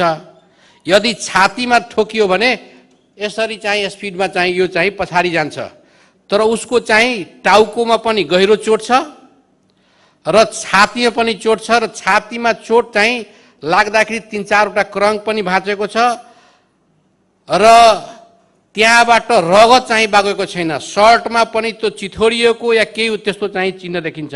लाग्छ के भने कसैले चाहिँ उसलाई सर्ट लाएर मारेर सर्ट लाएर एकातिर चाहिँ सुताइदिएको रहेछ। र नर्मली दुर्घटना हुँदाखेरि मान्छे दुईटा अवस्थामा हुन्छ, या त पुरा चाहिँ उतानो परेर चाहिँ सुतिन्छ या त घोप्टो परेर कोल्टे परेर सुतेको थियो र मान्छे मर्ने बेलामा त्यो चाहिँ पुरा घिस्रिन्छ। उसले चाहिँ जब उसको चाहिँ प्राण चाहिँ शरीरबाट छुट्छ त्यो बेला चाहिँ पुरा हात खुट चलाउँछ। त्यहाँ खेतमा चाहिँ कुनै किसिमको हलचल छैन, त्यहाँ चाहिँ घाँसपातहरू मारिएको छैन। र अर्को महत्त्वपूर्ण कुरा, जब ऊ मोटरसाइकल पाँचौं नम्बर गियरमा थियो भने नर्मली ठोकिसकेपछि मोटरसाइकल केही बेर पछि त्यो चाहिँ बन्द हुन्छ, तर उसको चाहिँ साँचो त अन नै हुन्छ, तर त्यो मोटरसाइकलको साँचो अफ थियो। कसैले चाहिँ दुर्घटना भइसकेपछि त्यो अफ गरेको जस्तो त्यहाँ भान भएको देखिन्छ। हामीले त्यहाँ प्रहरीसँग भएको त्यो चाहिँ कुकुर मगाएर यसलाई टेस्ट गरौँ त कुकुरै छ। अनि कुकुर एकपल्ट अगाडिको भाग चाहिँ सुँघाउँदाखेरि उत्तरपट्टि लागेर पछाडिको सिट चाहिँ जो उकिएको थियो त्यसलाई सुँघाउँदाखेरि दक्षिणपट्टि लाग्यो। त्यसले त्यसका एक्सपर्टले के भन्थे, योमा यसको पछाडि कोही एकजना मान्छे थियो, त्यो भागेको हुन सक्छ। त्यसकारण यो सबै घटनाक्रम यस्ता धेरै चाहिँ क्लुहरू छ। र अर्को, जब ठोकिसकेपछि नर्मली भाइजर भन्दा अगाडि चाहिँ त्यो चक्का हुन्छ, चक्कामा केही चाहिँ त्यस्तो स्केच छैन। र यो घटना जब बाहिर आयो त्यसको भोलिपल्ट फेरि रातिमा कसैले त्यो कलभटको पूर्वपट्टि गएर पनि घनले हानेर मलाई लाग्छ त्यतापट्टिको पनि सिमेन्ट उक्याएको जस्तो देखिन्छ। त्यसकारण यो घटनामा संलग्न भएका व्यक्तिहरू चाहिँ त्यसमा पुरा चनाखोका साथ त्यो हेरिरहेको छ। अर्कोतिर म चर्चा गर्न चाहन्छु, उहाँलाई 5:30 बजे उहाँ घरबाट निस्किनुभयो र निस्किसकेपछि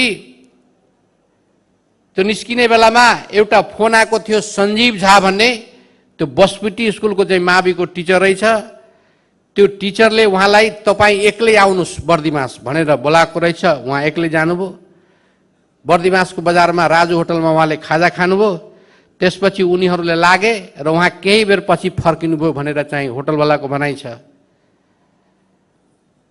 तर त्यो सञ्जीव झा भन्ने केही महिना पहिले मोहतरी जिल्लाको शम्सी बजारमा उसको चाहिँ सङ्गम होटल थियो र त्यो सङ्गम होटल जो बोर्डरसँग जोडिएको हो त्यसमा देह व्यापार चल्थ्यो र प्रहरीको इन्फर्मेसन आएपछि त्यहाँ छापा मार्दाखेरि केही चाहिँ केटा र केटी चाहिँ आपत्तिजनक स्थितिमा चाहिँ त्यहाँ पक्राउ पर्यो र सञ्जीव झामाथि जीव मास्ने बेच्ने मुद्दा चलाइयो र त्यो सञ्जीव झालाई चाहिँ धरौटीमा रिहा गराउनका निम्ति ती मुकेशसँग राम्रो सम्बन्ध थियो। त्यो चाहिँ मुकेशजीले उसलाई चाहिँ केही पैसा चाहिँ दिएको थियो र करिब 16 लाख त्यो पैसा पनि फिर्ता चाहिँ ऊ मागिरहेको अवस्था थियो।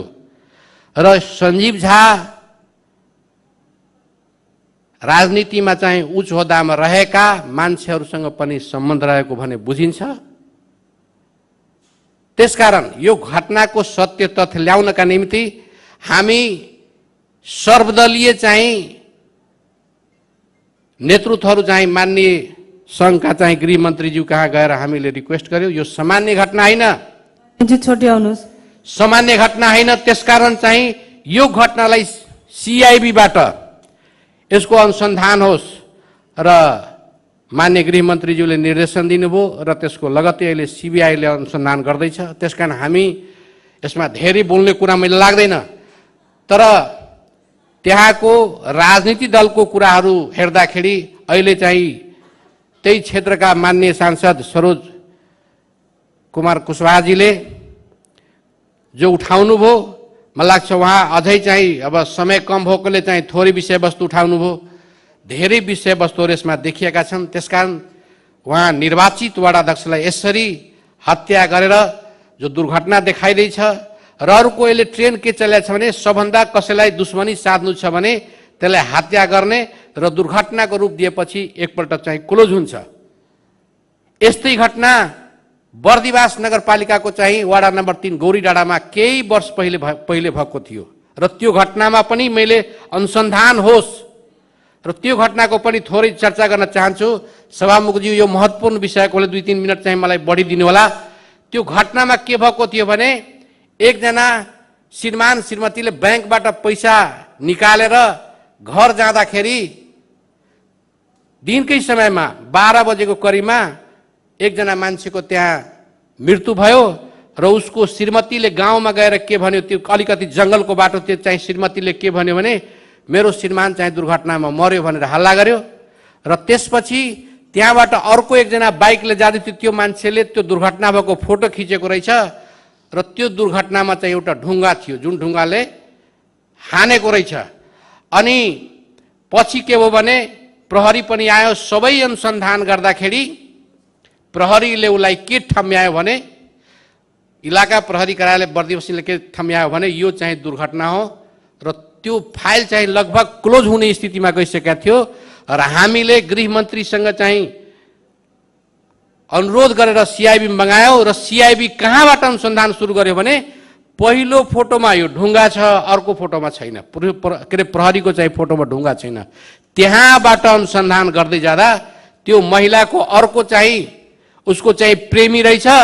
त्यो प्रेमी पनि पुरा क्रियाक्रममा एकदम आफू चाहिँ एकदम निर्दोष जस्तो गरेको रहेछ। पछि चाहिँ जब उसको प्रेमीलाई समातेपछि अरू चाहिँ अपराधीहरू फरार भएको छ। त्यसकारण यो सानो कुराबाट धेरै कुराहरू आउँदो रहेछ। त्यसकारण यो सत्य तथ्यका निमित्त र दोषीलाई कारबाही होस् भन्ने कोणबाट म यो मत दर्ज गराउन खोजेको। हुन त मलाई थाहा छ मधेस सरकारसँग प्रहरी छैन र नेपाल सरकारले अझै पनि प्रहरी समायोजनको प्रक्रियाहरू बढाएको छैन। त्यसकारण अहिले संविधानमा मधेस सरकारसँग अधिकार हुँदाहुँदै, उसको अधिकार सूचीमा हुँदाहुँदै अहिले गर्ने सक्ने अवस्था छैन। तर मलाई के लाग्छ भने सरकारले पनि यो कुरामा चाहिँ तदारुकता देखाउनुपर्छ। यो घटनाको बारेमा मलाई लाग्छ केही सोच्दा चाहिँ यस बारेमा केही अनुसन्धान गर्दा राम्रो हुन्थ्यो र सङ्घ सरकारलाई यो सत्य तथ्य यो घटनाको बारेमा बाहिर ल्याउनका निमित्त म अनुरोध गर्न चाहन्छु।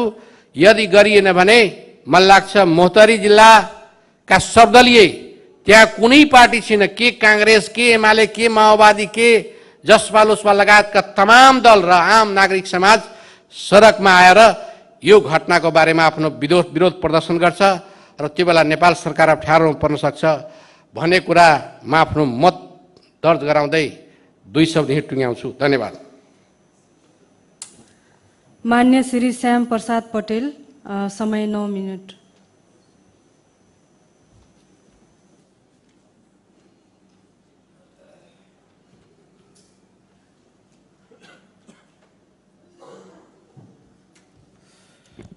माननीय सभामुख महोदय, कुछ दिन पहले नेपाल के सरकार द्वारा मधेश स्वास्थ्य विज्ञान प्रतिष्ठान के मातहत MBBS के पढ़ाई के अध्ययन अध्यापन के अनुमति प्राप्त भइल बा। ओकरा खातिर नेपाल सरकार के हम बहुत धन्यवाद देवे के चाहतनी। ई कार्य में संलग्न प्रयासरत माननीय मुख्यमंत्री जी लोग, माननीय मंत्री जी लोग, एवं संलग्न प्रयासरत संपूर्ण माननीय जी लोग के हम हार्दिक बधाई तथा धन्यवाद देवे के चाहतनी। माननीय सभामुख महोदय, हमनी के बहुत ज़्यादा गुनासो बा कि संसद के आवाज़ सरकार ना सुनेला, लेकिन हमरा बुझाता जे इतना ज़्यादा गुनासो कर दिले बानी से जे कुछ हद तक ले आवाज़ सुनने के प्रयास सरकार कर रहा बा। काले हम शून्य समय में आर्थिक वर्ष 2080-81 के बजट के कार्यान्वयन के कार्यविधि पर प्रश्न उठैले रहनी, लेकिन हमरा जौन जानकारी भइल बा ओकरा बाद के मध्य प्रदेश सरकार के मंत्री परिषद के बैठक से शायद उ कार्यदिशा के सच्यावे के प्रयास कइल गइल बा। एकरा खातिर सरकार के हम धन्यवाद देवे के चाहतनी। हमार बात कहा रहे सभामुख महोदय कि हमनी के आवश्यकता से ज़्यादा क्रांतिकारी हो जाता, नहीं सरकार आवश्यकता से ज़्यादा क्रांतिकारी हो जाता। सरकार भूल जाता कि हमनी मध्य प्रदेश सरकार के में बानी, हमनी के मध्य प्रदेश के ही जनता के हक हित खातिर काम करे के बा, ई माटो के सुहावदो काम करे के बा। ऐसे आवश्यकता से ज़्यादा क्रांतिकारी होकर हमनी के कभी कभी सरकार के मुखिया लगायत जिम्मेवार मंत्री साथी लोग के कि ये साल के सब बजट हमनी ठेका पट्टा में दे देम कह देवेला। हम सभामुख जी के माध्यम से हम अवगत कराव के चाहता नहीं कि हमरा क्षेत्र में करीब करीब 4 बरस 5 बरस जितना हो गई। रामपुर नहर से लेके हरपुर गांव तक ले 5 किलोमीटर कालपत्र योजना के टेंडर भइल बा, ठेका पट्टा भी भइल बा, टेंडर के सदर भी कइल गइल बा। अभी देखल जाओ हर एक साल सरकार रास्ता में पैसा रखेला, लेकिन ओकर कार्य प्रगति देखल जाओ तो मुश्किल से 15 से 20% कार्य प्रगति भइल बा।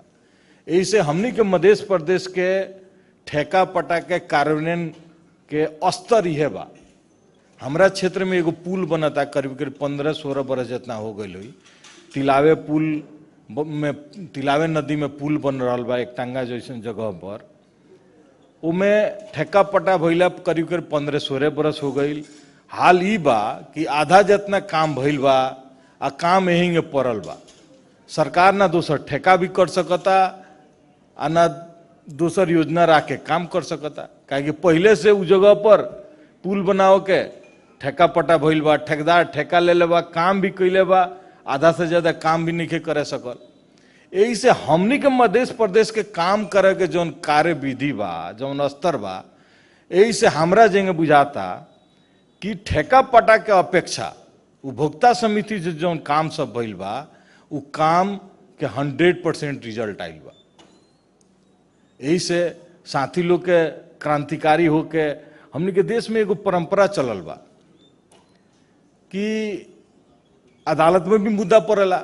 मुद्दा का पड़ेला जो हमनी माननीय सांसद लोग के अधिकार बा खाली नीति नियम बनाओ के, कानून बनाओ के, विकास करे के अधिकार ना होके के चाहिए। वही के लेके कुछ क्रांतिकारी साथी लोग संसदीय विकास कोष के रकम के विरोध में अदालत में मुद्दा कर दिलक। अदालत उतने क्रांतिकारी बा जब में फायदा नहीं के उधराए दे आदेश दे दी, फायदा वाला काम में सोच समझ के अपन हिसाब किताब करके फैसला करता। हमनी के देश के अदालत के हुए हाल बा। कहे के चाहिए जे अदालत के बारे में प्रश्न ना उठाओ के, लेकिन हमनी के देश के न्यायालय में जितना गलत काम बा सब वही से होके वाला बा। बताई हमनी जनता के मत से जीत के आयल बानी सन। चुनाव के समय में हमने एक से एक भाषण कैले बनी सन, हई काम करेम, हऊ काम करेम, स्कूल बनाएम, स्वास्थ्य चौकी बनाएम, रोड बनाएम, नाली बनाएम, गरीब लोग के भवन बनाएम। इतना ज्यादा आश्वासन दे के वोट जीत के आयल बनी हमनी, हमनी के विकास करे के अधिकारे ना मिले तो का होई बताई। तो जनता एक बाद हमनी वोट मांगे जाए तो हमनी के वोट देवे ला बा। यही से आवश्यकता से ज्यादा हमनी क्रांतिकारी हो जाता निशान। यही से जौन यथार्थ बा, माटो सुहावदो जौन यथार्थ बा, वो के तरफ हमनी के ध्यान नहीं जा। सरकार के और एगो बात का चाहिए, जैसे गत बरस के बजट आइल, काम सब भइल सन, उ काम के कार्यान्वयन करे में कौन कौन दिक्कत आई वो बारे में सरकार के सोचे के चाहिए। सबसे बड़का दिक्कत माननीय सांसद जी लोग बानी लोग, सबसे बड़का दिक्कत हमने के ये साल भइल बा, हमरे क्षेत्र में करीब 1.5 से 2 करोड़ रुपया फ्रीज भइल बा। कारण का बा, जो वार्डा अध्यक्ष जी लोग के अध्यक्षता में उपभोक्ता समिति गठन होके के चाहिए। भइल का बा, कहे के तो ना चाहिए, बहुत ईमानदारो वार्डा अध्यक्ष जी लोग बा लोग, लेकिन उपभोक्ता समिति में सही करे से पहले का कहता लोग सब माननीय जी लोग के मालूम बा। ओकरा बाद भी थप एगो काल लिया दिलक सरकार, हमने के काथी चिट्ठी पेठा दिले बा कि कार्य संपन्न के चिट्ठी वार्डा अध्यक्ष जी से ही लिखवा के लिया होगा पड़त, तबे जाके पेमेंट हुई भाई। ओकरा बाद का स्थिति होता सब लोग जानता। कार्य संपन्न के चिट्ठी वार्डा अध्यक्ष जी लोग कितना मुश्किल से लिखता, सब माननीय लोग के मालूम बा, उपभोक्ता समिति के साथी लोग के मालूम बा। यही से हमर कहा नाम का बा, जिस समस्या काम करे में समस्या आवेला, लेकिन ओकर समाधान सरकार के करे के चाहिए। समाधान करे के बारे में छलफल करे के चाहिए, ओकर निकास भी निकाले के चाहिए। सरकार कान में तेल डाल के सुतर रही, भगवान भरोसे चले वाला स्थिति आई तो ही जौन हमनी के संघीयता के बारे में जौन गलत गलत बात उठ रहा बा उठबे करी। यही से सरकार के चाहिए कि जिम्मेवारी पूर्वक जौन भी बाधा अवरोध आ रहा बा ओकर निकास छल फल करल जाए। दल के एक से एक विद्वान नेता लोग बा, सॉरी अनुभवी माननीय लोग दल के नेता बा, सचेतक साथी लोग बा, लोग सब लोग बैठ के ईमानदारी पूर्वक छलफल करी। पूर्व मंत्री साथी लोग बा जरा काम करे के अनुभव भी बा, सब लोग बैठ के छलफल करी तो ईमानदारी पूर्वक वैसा कार्य विधि बना सकल जाता कि कोनो बजट फ्रीज ना होके। हमरा बुझाता कि मध्य प्रदेश के इतिहास में गत वर्ष के बजट इतना फ्रीज हमरा बुझाता कभी नहीं खे भइल। यही में बजट कार्यान्वयन हुई तो जनता के भी अनुभूति ना हुई कि मध्य प्रदेश कोनो काम कर रहा बा। ऐसे समस्या बा, एकर समाधान करते सरकार के जाए के चाहिए, सरकार जिम्मेवार होके के चाहिए। दूसर का बात, एक दूगो रेड बुक में समस्या सब आयल बा, दूगो मंत्रालय में ओकर निकास जिम्मेवार मुख्यमंत्री जी नहीं की, अर्थ मंत्री जी भी नहीं की, भौतिक पूर्वाधार भी मंत्री जी नहीं की। हमरा लागता सरकार के सबसे जिम्मेवार मंत्री लोग बानी लोग, केकरा से सुनावल जाए तब भी माननीय मंत्री जी लोग बानी लोग, जिम्मेवार माननीय मंत्री जी लोग बानी। दूगो मंत्रालय में हमरा बुझाता ऊर्जा मंत्रालय, पर्यटन मंत्रालय में कुछ बजट कहनी हमने के सरकार आवश्यकता से ज्यादा क्रांतिकारी हो गई। 50 लाख से कम के बजट नहीं के रखे के, 50 लाख से कम के बजट नहीं के रखे के आ सब योजना टेंडर में देवे के बा। इतना क्रांतिकारी हो गई निशान कि कार्यान्वयन में आज सर दर्द होता। ऊर्जा मंत्रालय में 6 गो 7 गो योजना लिखाइल बा, अलग अलग वार्ड के योजना बा, कहीं के जिलो फर्क बा। योजना लिखा का टोटल में 50 लाख 60 लाख लिखाइल बा भाई, उ कार्यान्वयन के वही बताई लगा था हमरा के मंत्री लोग वैसे ही के पर्यटन मंत्रालय में वैसे ही के योजना बा कि 6 गो 7 गो योजना लिखाइल बा, टोटल कह के 50 लाख लिखाइल बा। 2 गो मंत्रालय में हम देख रहा बानी, हमो मंत्री जी लोग से सचिव लोग से बात कहनी तो ओबरा के स्ट्रिक्टली मुख्यमंत्री जी के बात रहे जो 50 लाख के योजना से कम के योजना नहीं के रखे के। योजना तो राख देनी, अब कार्यान्वयन बताई केंगे करें, मानी ठेके पटा करता नहीं तो ठेका 2-3 जिला के केंगे ठेकेदार लोग काम करी भाई, वार्डो फर्क बा, पालिका फर्क बा, उ केंगे काम करी भाई। यही से सरकार कौनो काम करे से पहले जिम्मेवार भइल जरूरी बा। सरकार हम कहनी है कि हमनी के मध्य प्रदेश के स्ट्रक्चर अलग बा, हमनी के मध्य प्रदेश के कार्य करे के तरीका अलग बा। ऐसे कौनो भी कार्य विधि बनाई, हमनी के अपन माटो सुहाव दो, हमनी अपन हैसियत समझ के, शॉर्टकट में कहें तो हमनी के अपन हैसियत समझ के कार्य विधि बनाई, तबे कार्यान्वयन 100% हो सकता। इतने कहते हुए विदा होता है, धन्यवाद। जयनपाल। अब मान्य श्री जैनुल राइन, समय 7 मिनट।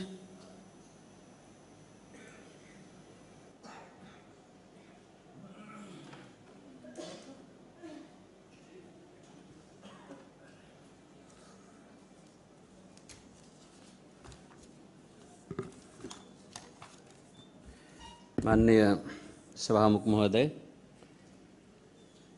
वास्तव में मोहतरी रामगोपालपुर नगर पालिका के जो घटना है, निश्चित रूप से ओकर छानबीन होए के चाही। प्रदेश सरकार के गंभीर होके पर जैसे छानबीन प्रक्रिया से शुरू करे के चाही। निश्चित रूप से हम सब जो है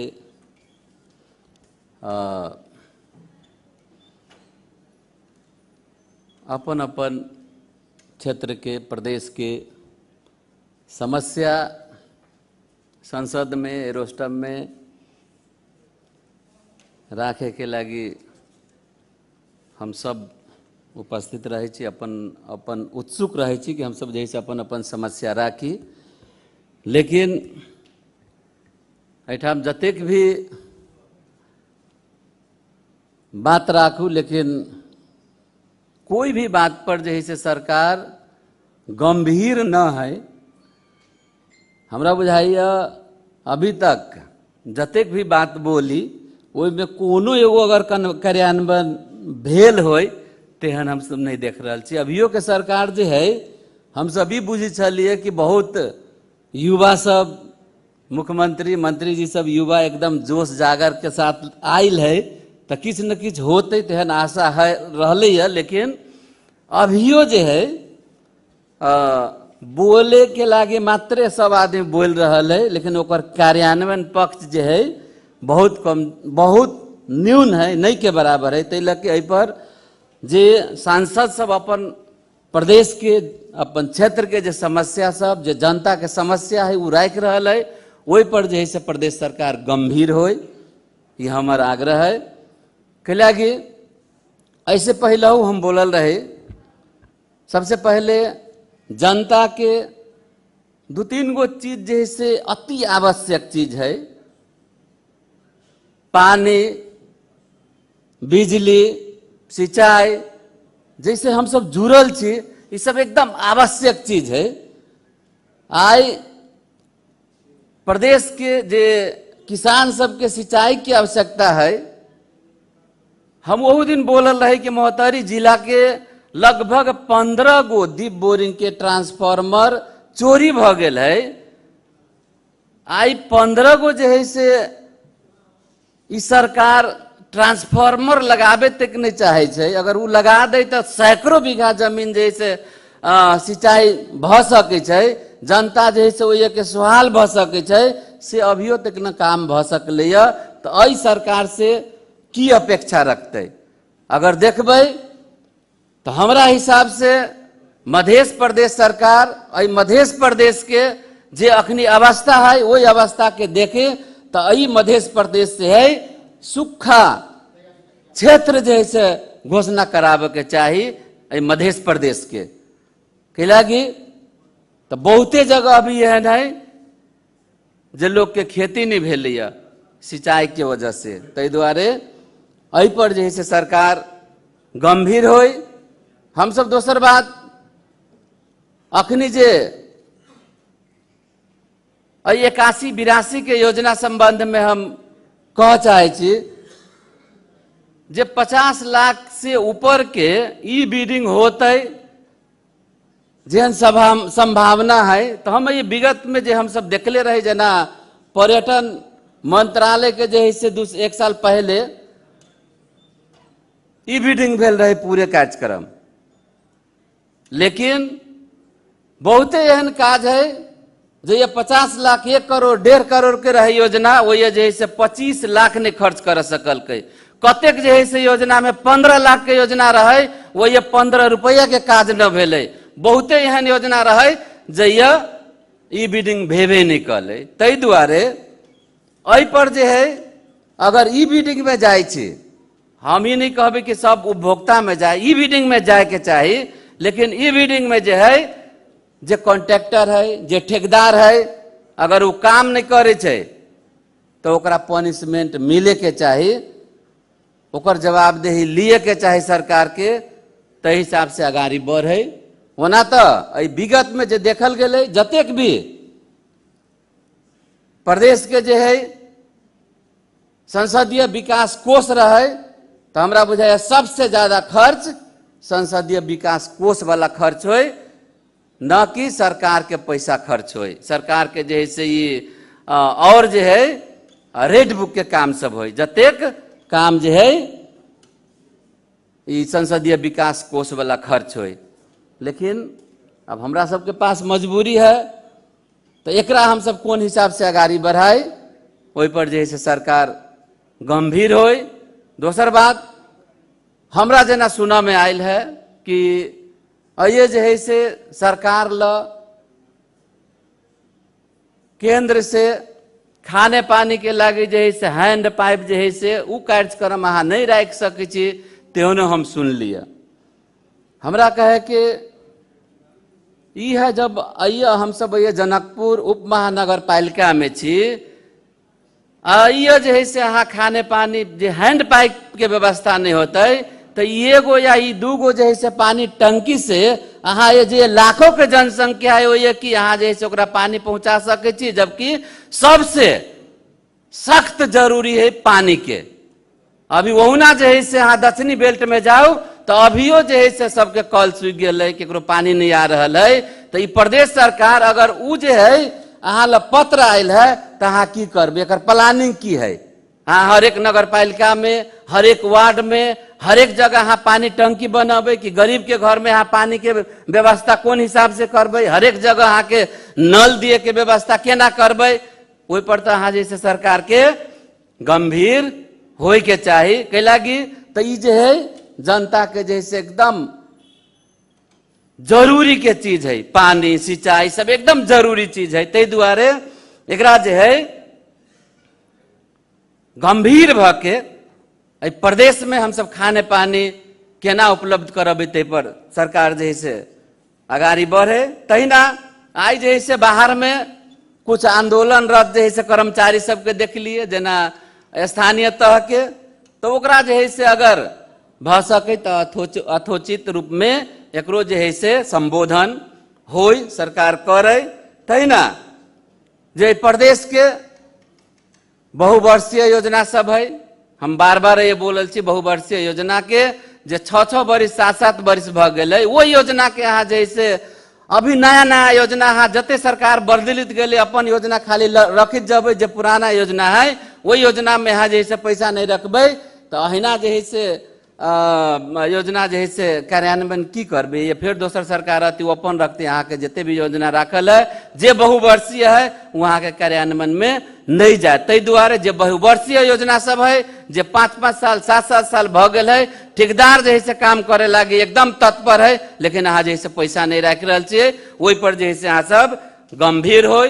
तहिना एहि प्रदेश में महिला सब पर जे हिंसा भ रहा है जे डेली हर एक चीज में आ रहा है वही पर एकरा केना न्यूनीकरण होतै से गंभीर होय। धन्यवाद। मान्य श्री लखन दास तत्मा, समय 11 मिनट।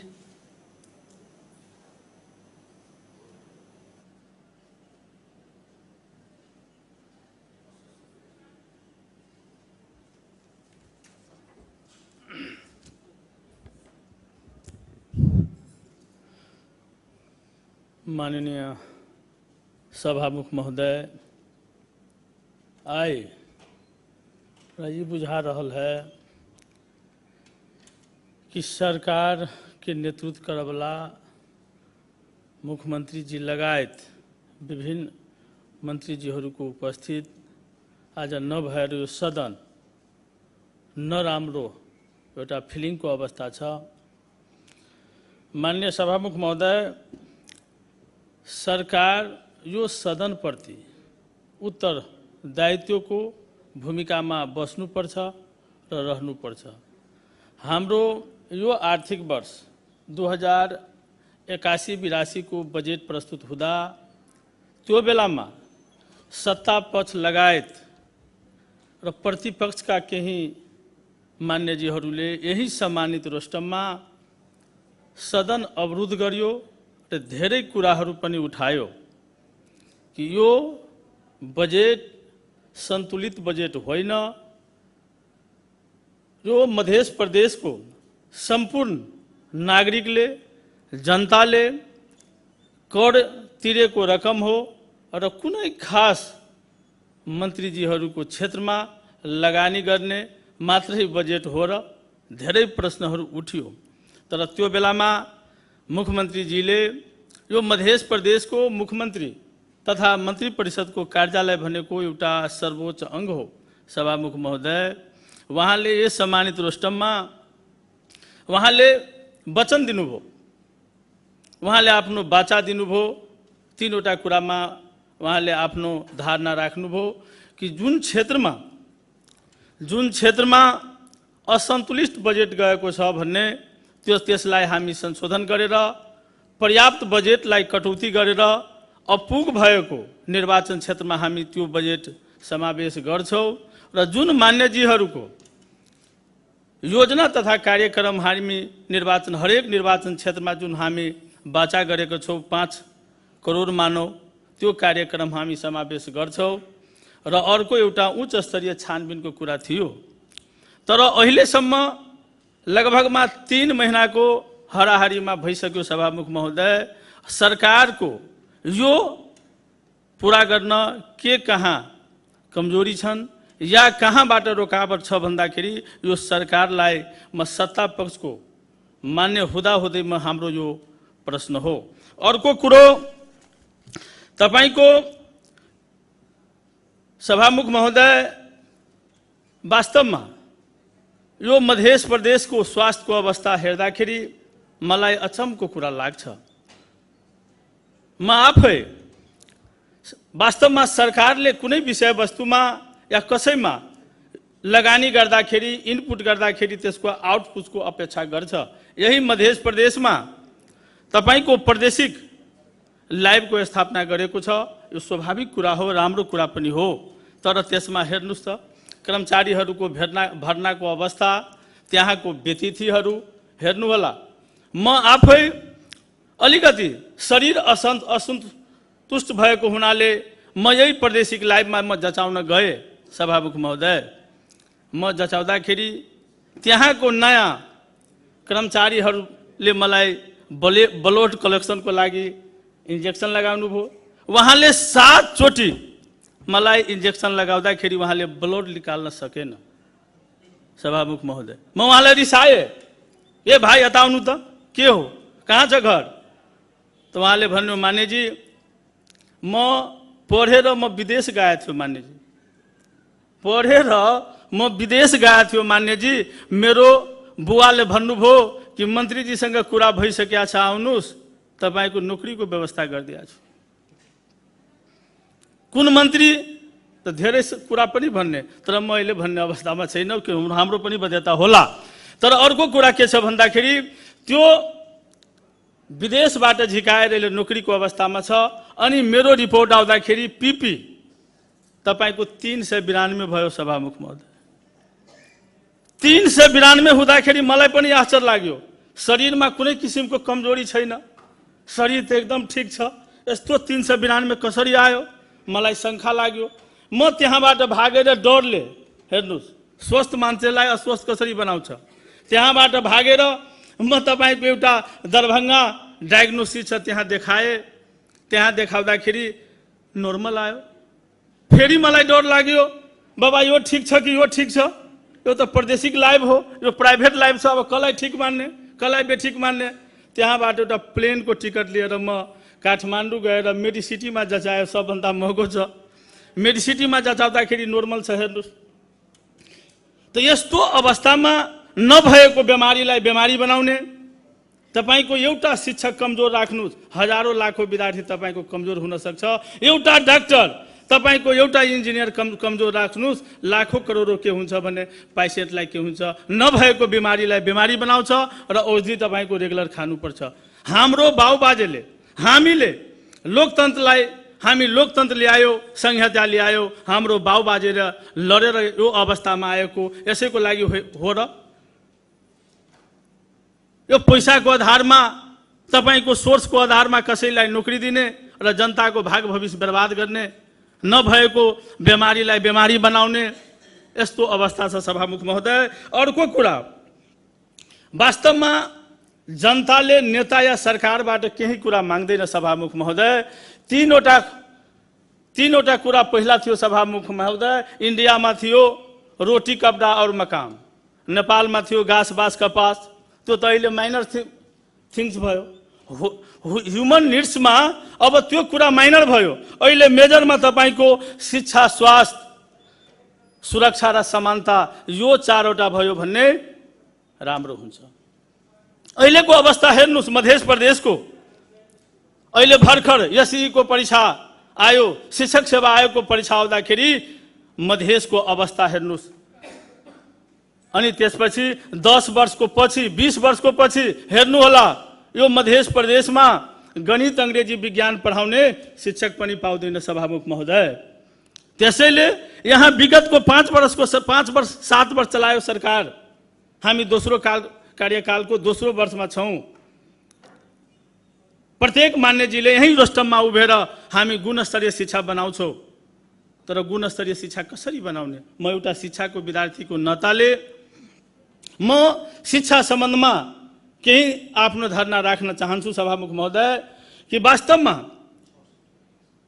दर्शन शास्त्री जॉन डीबीले के भनेको छ भने जबसम्म शिक्षा गतिशील हुँदैन तबसम्म त्यो राज्यको व्यवस्था पनि राम्रो हुन सक्दैन र त्यो राज्यको अर्थतन्त्र पनि बलियो हुन सक्दैन, त्यो राज्य जहिले पनि कमजोर हुन सक्छ। त्यसैले उहाँले बडा राम्रो गोल्सहरू लेखेको छन्। त्यो शिक्षाविदले बडा राम्रो गोल्सहरू लेखेको छ कि उहाँले भनेको छ एजुकेसन इज लाइफ हो, एजुकेसन इज लाइफ हो, एजुकेसन इज ह्युमन एक्टिभिटी हो, एजुकेसन इज सोशल एक्टिभिटी छ, education is reconstruction of knowledge हो, एजुकेसन इज तपाईको development of the whole mind भनेको छ। त्यसैले सभामुख महोदय वास्तवमा हाम्रो केन्द्रमा पनि राम्रै शिक्षा मन्त्री हुनुहुन्छ, उहाँ महिला नेत्री हुनुहुन्छ। हाम्रो मध्य प्रदेशमा पनि उहाँ विद्वान हाम्रो नेत्री रानी तिवारी हुनुहुन्छ। उहाँलाई म निवेदन गर्न चाहन्छु कि तपाईँ भएको बेलामा यो मध्य प्रदेशमा यो सरकारले खेल्नुपर्ने भूमिका वा शिक्षा मन्त्रीको हैसियतले खेल्नुपर्ने भूमिका खेलेर यो मधेसलाई एउटा राम्रो गुणस्तरीय शिक्षा बनाओस् भन्ने उहाँलाई पनि म आग्रह गर्न चाहे। अर्को कुरा हेर्नुस् त अहिलेको अवस्था तपाईको शिक्षामा हेर्दाखेरि अहिलेको भर्खरको डाटा आएछ कि नेपालमा 60% साक्षर छ। तर म त्यो डाटालाई डाटा भन्न म चाहदैन, त्यो नराम्रो कुरा हो। तर तर डाटा भनेको तपाईँको एक्चुअल त्यो लिटरेचर होला, त्यो साक्षर होला 60%। एउटा गरिब बस्तीमा जानुस्, चमार बस्तीमा जानु, एउटा दुसाध बस्तीमा जानुस्, त्यहाँ 2% एजुकेटेड मान्छे भएको छैन सभामुख महोदय। त्यसैले शिक्षामा केहीमा आफ्नो धारणा सुधारको लागि म मन्त्रीजीलाई अलिकति सहज होस् भने म आफ्नो धारणा राख्न चाहन्छु। सबभन्दा पहिला गुणस्तरीय शिक्षा बनाउनको लागि देशमा जुन दोहोरो शिक्षा नीति प्रणाली छ त्यसलाई अन्त गरेर एकात्मक शिक्षा प्रणाली लागू गर्नुपर्छ भन्ने जस्तो मलाई लाग्छ र विद्यालय व्यवस्थापन समितिलाई अन्त गरी त्यसलाई विद्यालय व्यवस्थापन समितिको सट्टामा विद्यालय सञ्चालक समिति राख्नुपर्छ। र अर्को कुरा, तपाईको जुन अहिले विद्यालय व्यवस्थापन समितिले आफ्नो नतागोता र आफ्नो आफन्तहरूलाई ल्याएर फर्जरी काम गरेर पास नभए पनि पास गराएर जुन नियुक्ति गर्ने प्रक्रिया छ त्यसलाई अविलम्ब रोकेर तपाईको लोकसेवाबाट वैकल्पिकमा नाम निकालेको शिक्षकलाई गण्यता दिनुपर्छ भन्ने मलाई जस्तो लाग्छ। अर्को कुरो, यो गरिब मजदुर दलित र विपन्न परिवारका छोराछोरीहरूलाई विद्यालयमा समाहित गर्नको लागि विशेष किसिमको भन्दाखेरि त्यसको लुगाफाटा अनि त्यसपछि तपाईको किताब, पेन्सन अनि मासिक रूपमा तपाईको एउटा बिजकको रूपमा उपलब्ध गर्नुहोला। र यसको लागि तपाईलाई स्थानीय तहसँग र केन्द्र सरकारसँग खेल्नुपर्ने भूमिका तपाईँ खेलेर यो मध्य प्रदेशलाई शिक्षामा राम्रो बनायोस् भन्ने म आफ्नो सुझाव व्यक्त गर्दै म आफ्नो भनाइ समाप्त गर्न चाहन्छु। धन्यवाद, नमस्कार, लाल सलाम। मान्य श्री प्रमोद कुमार यादव, समय 5 मिनट।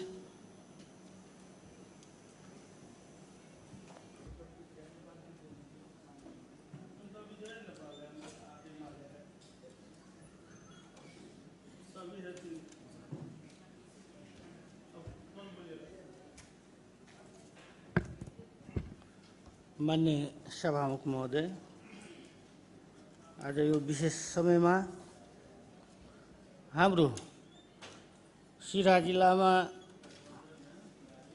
बाटोहरू चौडा हुँदाखेरि सिरा जिल्ला अदालत उठीवासको अवस्थामा छ। त्यसकारणले मलाई लाग्छ 2077-78मा त्यहाँको स्थानीय सरकार र अदालतका केन्द्रीय सर्वोच्च अदालतहरूले या जिल्ला अदालतहरूले हाम्रो मध्य प्रदेश कृषि मन्त्रालयमा चाहिँ निवेदन गरेका थियो।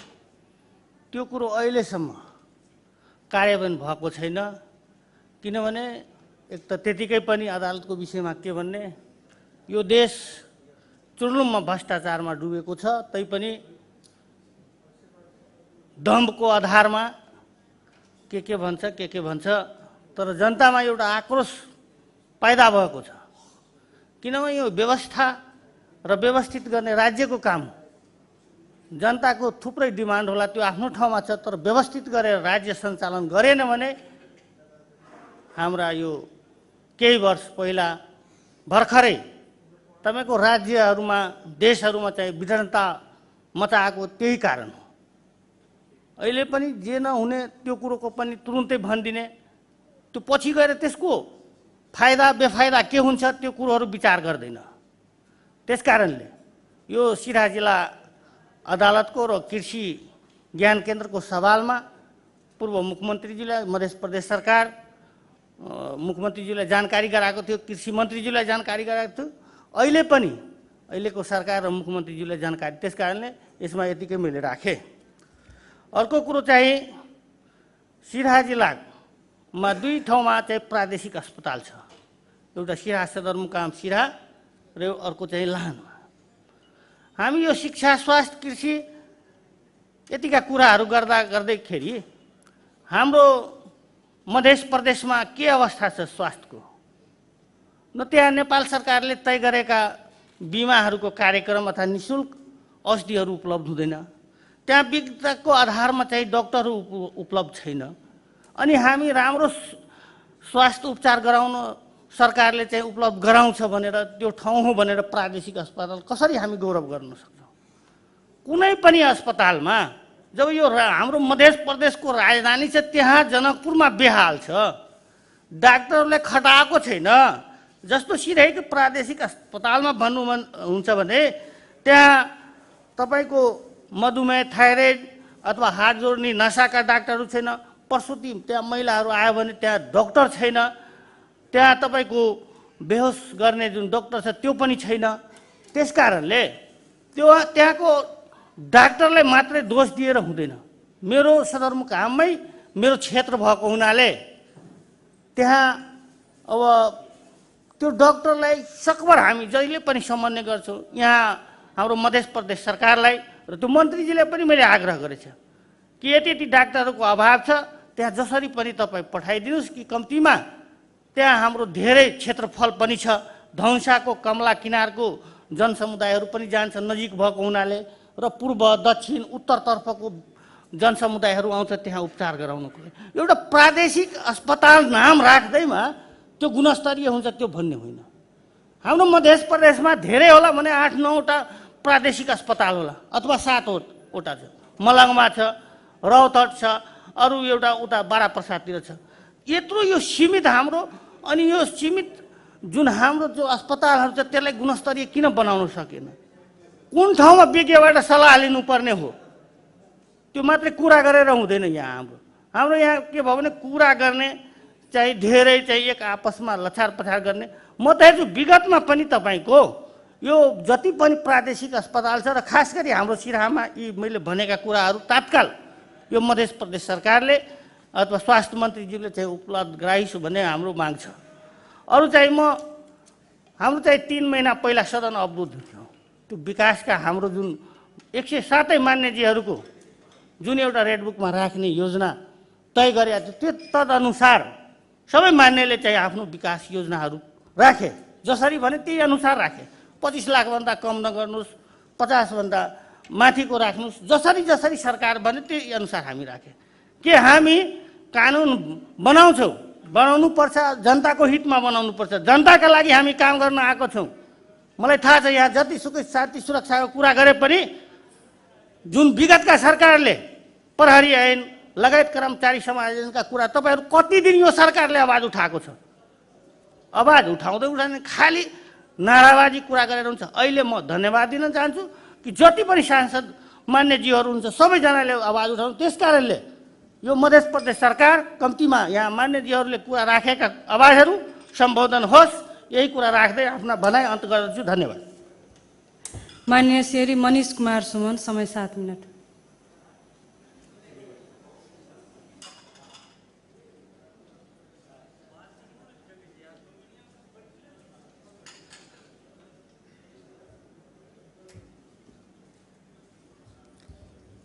धन्यवाद माननीय उपसभामुख जी। यही वर्षको वैशाख 18 गते सप्तरी जिल्लाको महदेवा वडा नम्बर 1 स्थित चिम्टी गाउँमा भीषण आगलागी भएर, यद्यपि त्यहाँका स्थानीयले त 65 घर भन्छन्, तर राज्यको निकायले टिपोट गरेको 46 घरधुरी सर्वस्व दहन भयो। ठुलै आगलागी भयो, सर्वस्व दहन भयो, केही बाँचेन। जो साथीहरू त्यहाँ पुग्नु भएको थियो होला त्यो सबै साथीलाई ज्ञात छ होला, त्यहाँ केही पनि बाँचेन। ती साथीहरूको लत्ता कपडा, तिनका गरगहना, खाद्यान्न सबैका सबै जले। घर मात्र जलेनन्, तिनले जो गरेको सबै खाद्यान्न पनि जल्यो। त्यो अगलग्गीको तत्कालै 2-3 दिन पश्चात नै तत्कालीन मुख्यमन्त्री माननीय सरोज कुमार यादवजी त्यहाँ आइपुग्नु भएको थियो। स्मरण रहोस्, म पनि त्यहीबाट प्रतिनिधित्व 74-79 को संसदमा म त्यहीबाट प्रतिनिधित्व गर्छु। हाम्रो निर्वाचन क्षेत्रमा उहाँ आउनु भएको थियो। आएपछि त्यहाँका अगलगी पीडितहरूको इच्छा अनुसार उहाँले हामी सबैलाई रोबरमै राखेर उहाँले सबै ती अगलगी 46वटै घरधुरीलाई नयाँ घर निर्माण गरिदिने घोषणा गर्नुभयो। सुन्दा बडा तपाईलाई के भन्छ कल्पना जस्तो लाग्छ। कुनै मुख्यमन्त्रीले 46वटा घर प्रदेश सरकार कसरी बनाइदेला, तर एकदम सम्भवै काम थियो। महेन्द्र नारायण निधि आवास योजना सञ्चालित थियो। महेन्द्र नारायण निधि आवास योजनाले सो आर्थिक वर्षमा अर्थात् 80-81 मा कुनै घर सप्तरी जिल्लाभित्र निर्माण गरिसकेको थिएन। उहाँले तत्कालै सहरीको डिभिजनल इन्जिनियरलाई बोलाउनु भयो त्यही स्थलमै र त्यहाँ भन्नुभयो ल ठिक छ, भोलि पर्सिमै हामीले सरकारबाट तपाईँलाई पठाउनु पर्ने पैसा पठाउँछौँ अर्थ मन्त्रालयबाट, तपाईँ उहाँहरूको घर बनाउन तत्कालै सुरु गर्नुहोस्।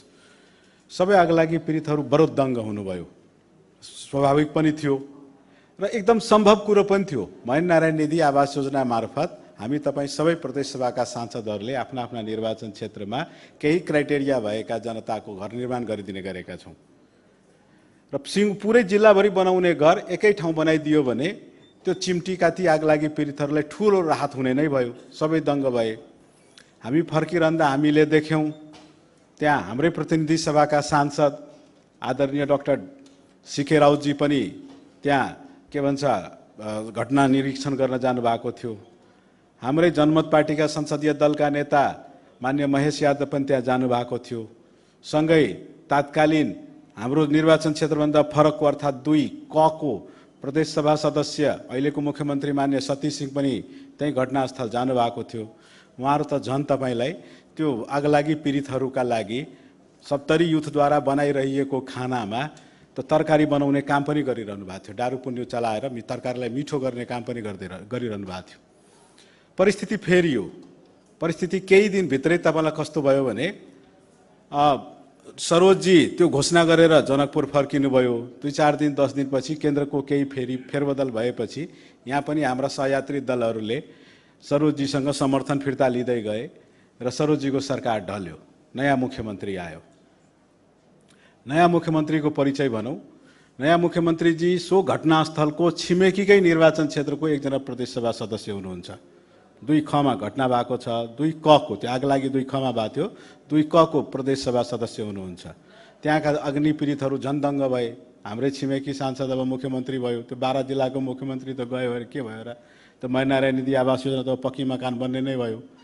झन् तपाईँलाई उहाँहरूको उत्साह कहाँ थपियो भनेपछि ती सतीश सिंहजीको नेता संसदीय दलको नेता मान्य महेश यादवकै निर्वाचन क्षेत्र ठहर्यो। झन् दङ्ग भए। अब त्यो मुख्यमन्त्रीको नेतैको हामी निर्वाचन क्षेत्रको जनता भएपछि अब त्यो महेन्द्र नारायण निधि आवास त्यो पक्की मकान त्यो शौचालय 2टा कोठा बरन्डा सब भएको घर कसरी नबन्ला? झन् कसरी दङ्ग भयो भने तिनीहरू त्यो सतीश सिंहजीको पार्टीको केन्द्रीय अध्यक्ष डाक्टर सीके राउत सोही निर्वाचन क्षेत्रको प्रतिनिधि सभा सदस्य ठहरिनुभयो। झन् दङ्ग भए। तर उनको त्यो दङ्गता त्यो आगलागी भएको आजसम्म अर्थात् 5 महिना बितिसक्यो। 5 महिनासम्म आजसम्म पुरा भएन। धन्यवाद छ त्यहाँ युएन हेबिटेटलाई, धन्यवाद छ त्यहाँ सफल नेपाल भन्ने एकजना संस्थालाई। ती संस्थाहरूले त्यहाँ ती आगलागी पीडितहरूलाई त्यो टाटको भए पनि त्यो परालको भए पनि घर शौचालय निर्माण कार्य गरिरहेको छ। तर उनीहरूलाई त्यो महेन्द्र नारायण निधि आवासको त्यो पक्की घरको सपनामै रह्यो, चुरचुर भयो। म मान्य महेश यादवजीप्रति बडा सहृदय राख्छु। हामी करिब करिब सँगै छौँ। उहाँले 2-2, 3-3 पटक यो संसदमा बोलिरहँदा मलाई विद्वान भनेर सम्बोधन गर्नुभयो। उहाँप्रति मेरो सादर आभार छ। म उहाँलाई के निवेदन गर्न चाहन्छु भने मैले जनमत पार्टीलाई विकास विरोधी भनेकै होइन। कुनै पनि राजनीतिक दललाई विकास विरोधी भन्ने ममा कहाँबाट हिम्मत आउँछ र? मैले भनेकै होइन। तर म के निवेदन गर्न चाहन्छु भने यस आर्थिक वर्षमा 32 करोड त भनियो सञ्चित छ मधेस कृषि विश्वविद्यालयसँग हो। 32 करोड सञ्चित छ। तर त्यो बहुवार्षिक योजनाको लागि हो। त्यो 32 करोड पैसा त्यहाँ निर्माण भइरहेको त्यो मधेस कृषि विश्वविद्यालयको भवनको लागि पनि अपुग छ त्यो। तर यो आर्थिक वर्षमा त्यो मधेस कृषि विश्वविद्यालयलाई 10 लाख मात्र विनियोजित गर्नु विकास विरोधी कार्य हो कि होइन मलाई तपाईँ सांसदजीहरूले भनिदिनु होला। 10 लाख मात्र विनियोजित गरिएको छ। त्यो सञ्चित 32 करोड रुपैयाँ तपाईँले भवन निर्माणको लागि छ। जुन भवन निर्माणको टेन्डर भइसकेको छ, काम तपाईँलाई केही 10-20% तपाईँलाई सम्पन्न पनि भइसकेको छ र त्यो कार्यको लागि त्यो 32 करोड रुपैयाँ पुग अपुग छ। अब त्यो 10 लाख मात्र विनियोजन गर्नु त्यो विकास विरोधी हो कि होइन मलाई त्यति भनिदिनु होला। फेरि जनमत पार्टीलाई मैले कहिले भनेको छैन। मैले अस्ति 25 गते बोलेको त्यो रेकर्ड सुनियोस्, मैले कुनै पार्टीलाई इङ्गित गरिएको छैन। मैले वर्तमान सरकारको बारेमा भनेको हो। वर्तमान सरकार जनमत पार्टी मात्रको होइन, एमालेको पनि हो, काङ्ग्रेसको पनि हो, अन्य पार्टीको पनि हो। मैले निवेदन गरिरहँदा दीपक साक्यजीलाई ठिक छ मैले माने, उहाँ कुनै प्राइभेट कलेजको प्रमुख हुनुहुन्छ र उहाँ मधेस के भन्छ वीरगञ्ज स्थित हाम्रो मधेस विश्वविद्यालयको भिसी नियुक्त हुनुभयो। हटाउन भइहाल्यो नि, ऐन कानुन छ, नियम छ। कोही स्वार्थ समूहको व्यक्ति तपाईँलाई मधेस कृषि विश्वविद्यालयलाई निमिट्यान पार्ने गरी तपाईँलाई किन बनाइयो? हटाए भइहाल्यो नि। तपाईँ आफै मुख्यमन्त्री हो त, कुलपति त त्यसको पनि तपाईँ नै होला नि, हटाए भइहाल्यो। तर मैले फेरि प्रष्टताका साथ भन्छु, त्यो नाफामूलक हो कि होइन त्यो जनकपुर कम्युनिटी कलेज, त्योसँग हाम्रो सरोकार छैन। त्यो जनकपुर कम्युनिटी कलेज के हो मलाई थाहा छैन, तर जनकपुर कम्युनिटी कलेजले पनि बिएससी एजी पढाउँछ र मधेस कृषि विश्वविद्यालयले पनि बिएससी एजी पढाउँछ र सायद सिङ्गो प्रदेशमा बिएससी एजीको बिरलै कलेजहरू छन्। ती कलेजमध्ये अर्को कलेजलाई ध्वस्त पार्ने गरी स्वार्थ समूहको त्यो जनकपुर कम्युनिटी कलेजका एकजना सञ्चालक board of director doctor Sohan शाहलाई त्यहाँ पत्र लेख्न लगाइन्छ, तपाईँ त्यहाँको सबै शैक्षिक प्रशासनिक आर्थिक कारबाही बन्द गर्नुहोस् किनकि म तपाईँलाई इन्क्वायरी गर्दैछु। सगौरव छ हाम्रो किरण शाह, श्रीमती किरण ठाकुर मेरो पार्टीको केन्द्रीय सदस्य हुनुहुन्छ। गौरव छ हामीलाई। श्रीमती किरण ठाकुर गौर नगरपालिकाकी पूर्व उपप्रमुख हुनुहुन्छ, तर उनको श्रीमान हुनु अयोग्यता हो भने तपाईँ सबैले मलाई भनिदिनु होला। उनको श्रीमान राज्यको कुनै निकायमा पुग्नै सक्दैन भन्नु किमार्थ गलती हो, गलत हो। त्यस्तै हो भने म यो त भन्न चाहन्न थिएँ, तर व्यक्तिगतै रूपमा आएँ म। माननीय सतीश सिंहजीको बुवा लोकतान्त्रिक समाजवादी पार्टीको केन्द्रमै हुनुहुन्छ र लोकतान्त्रिक समाजवादी पार्टीको तर्फबाट राष्ट्रसभाको सदस्य हुनुहुन्छ। एकजना राष्ट्रसभाको सदस्य फरक पार्टीको भएपछि उनको छोरो फरक राजनीतिक विचार राख्न सक्दैन हो, उनको छोरो फरक राजनीतिक दलबाट कुनै नेतृत्व गर्न सक्दैन भन्ने हो। त्यस्तो हो भने त्यो विचार पनि गलत हो। तसर्थ म तपाईँलाई निवेदन गरेँ, श्रीमती किरण ठाकुरका श्रीमान भएकै नाताले, कुनै पार्टीको केन्द्रीय सदस्यको श्रीमान भएकै नाताले राज्यको कुनै पदमा पुग्नु गलती हो भन्नु तपाईँहरूको सोचमै मलाई चिन्ता लाग्यो। म फेरि तपाईँहरूलाई निवेदन गरेँ, सगौरव त्यो अग्नि पीडितहरूलाई घर निर्माण गरिदिने घोषणा सरोज यादवले पाकेटबाट गर्नुभएको थिएन, तत्कालीन मध्य प्रदेश सरकारको मुखियाले गरेको थियो, मुख्यमन्त्रीले गरेको थियो र त्यसका स्रोत सुनिश्चित थियो। त्यो स्रोत सुनिश्चित भनेको महेन्द्र नारायण निधि आवास योजनाको लागि हामीले यहाँबाट पठाइदिँदा पनि पैसा मात्र पठाइदिने हो। आवास योजना थोरै समय लिए, मैले निवेदन गरेँ, त्यसको मार्फत उहाँ घर निर्माण गर्न सकिन्थ्यो, तर घर निर्माण गरिएन। त्यो घर निर्माण गरेपछि विकास को पर्याय बन्न सकोस् जनमत पार्टीको सरकार र यो सिङ्गो सरकार विकासको पर्याय बन्न सकोस्।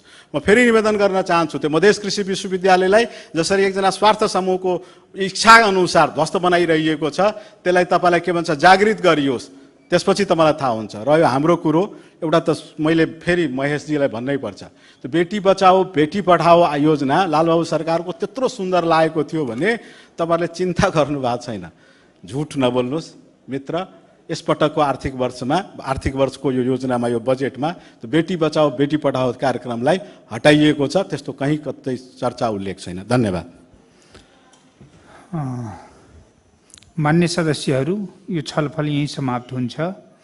अब म मान्य खेलकुद तथा समाज कल्याण मन्त्री प्रमोद कुमार जायसवाललाई प्रदेश खेलकुद सम्बन्धमा व्यवस्था गर्न बनेको विधेयक सम्बन्धी महिला बालबालिका तथा सामाजिक न्याय समितिको प्रतिवेदन सहित विधेयकमाथि छलफल गरियोस् भन्ने प्रस्ताव प्रस्तुत गर्न अनुमति दिन्छु।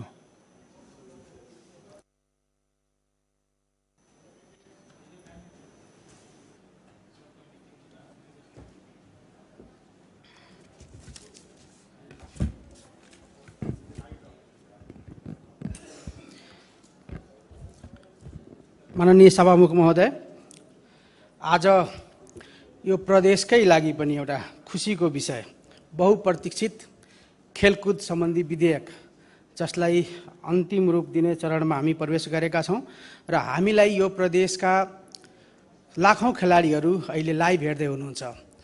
उहाँहरूमा आशा जागेको छ, अब यो ऐन आइसकेपछि मध्य प्रदेश जसको गरिमा बढाउने काम खेलकुदले गर्न सक्छ, खेलकुदले गरेको छ, त्यसलाई अझै मजबुतीको साथ अगाडि बढाउन हामी यो सामान्य सदन आजदेखि एउटा अर्को अध्यायमा प्रवेश गर्दैछ भन्ने कुराको लागि 7वटा प्रदेश देशमा रहेको 7वटा प्रदेशमध्ये 6वटा प्रदेशले पहिला नै यो ऐन ल्याइसकेको अवस्थामा मधेस जस्तो भूभाग जहाँ जसरी हामी कहाँ कृषिको प्रचुर सम्भावना छ, कृषि माध्यमबाट समृद्धितर्फ लैजाने हिसाबले, उद्योग कल कारखाना माध्यमबाट समृद्धितर्फ लैजाने हिसाबको प्रचुर सम्भावना छ, हामीसँग धार्मिक पर्यटनको हिसाबले प्रदेशलाई अगाडि लैजाने जुन किसिमको सम्भावना छ, त्योभन्दा कम्ती सम्भावना बोकेको क्षेत्र खेलकुद होइन र पनि अलिकति पछाडि भयौँ हामी।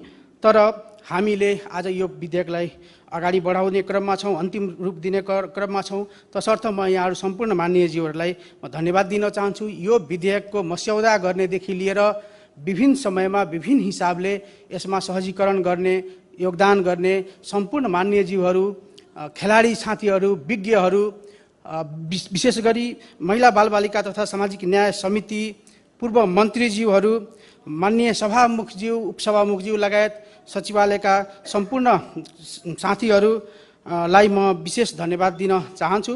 र अहिले हामी 10औं राष्ट्रिय खेलकुद प्रतियोगिता जुन कि कर्णाली प्रदेशले आयोजना गर्दैछ, 11औंको झन्डा बोकेर कर्णालीबाट बोकेर ल्याउने दायित्व मधेस प्रदेश सरकारको छ।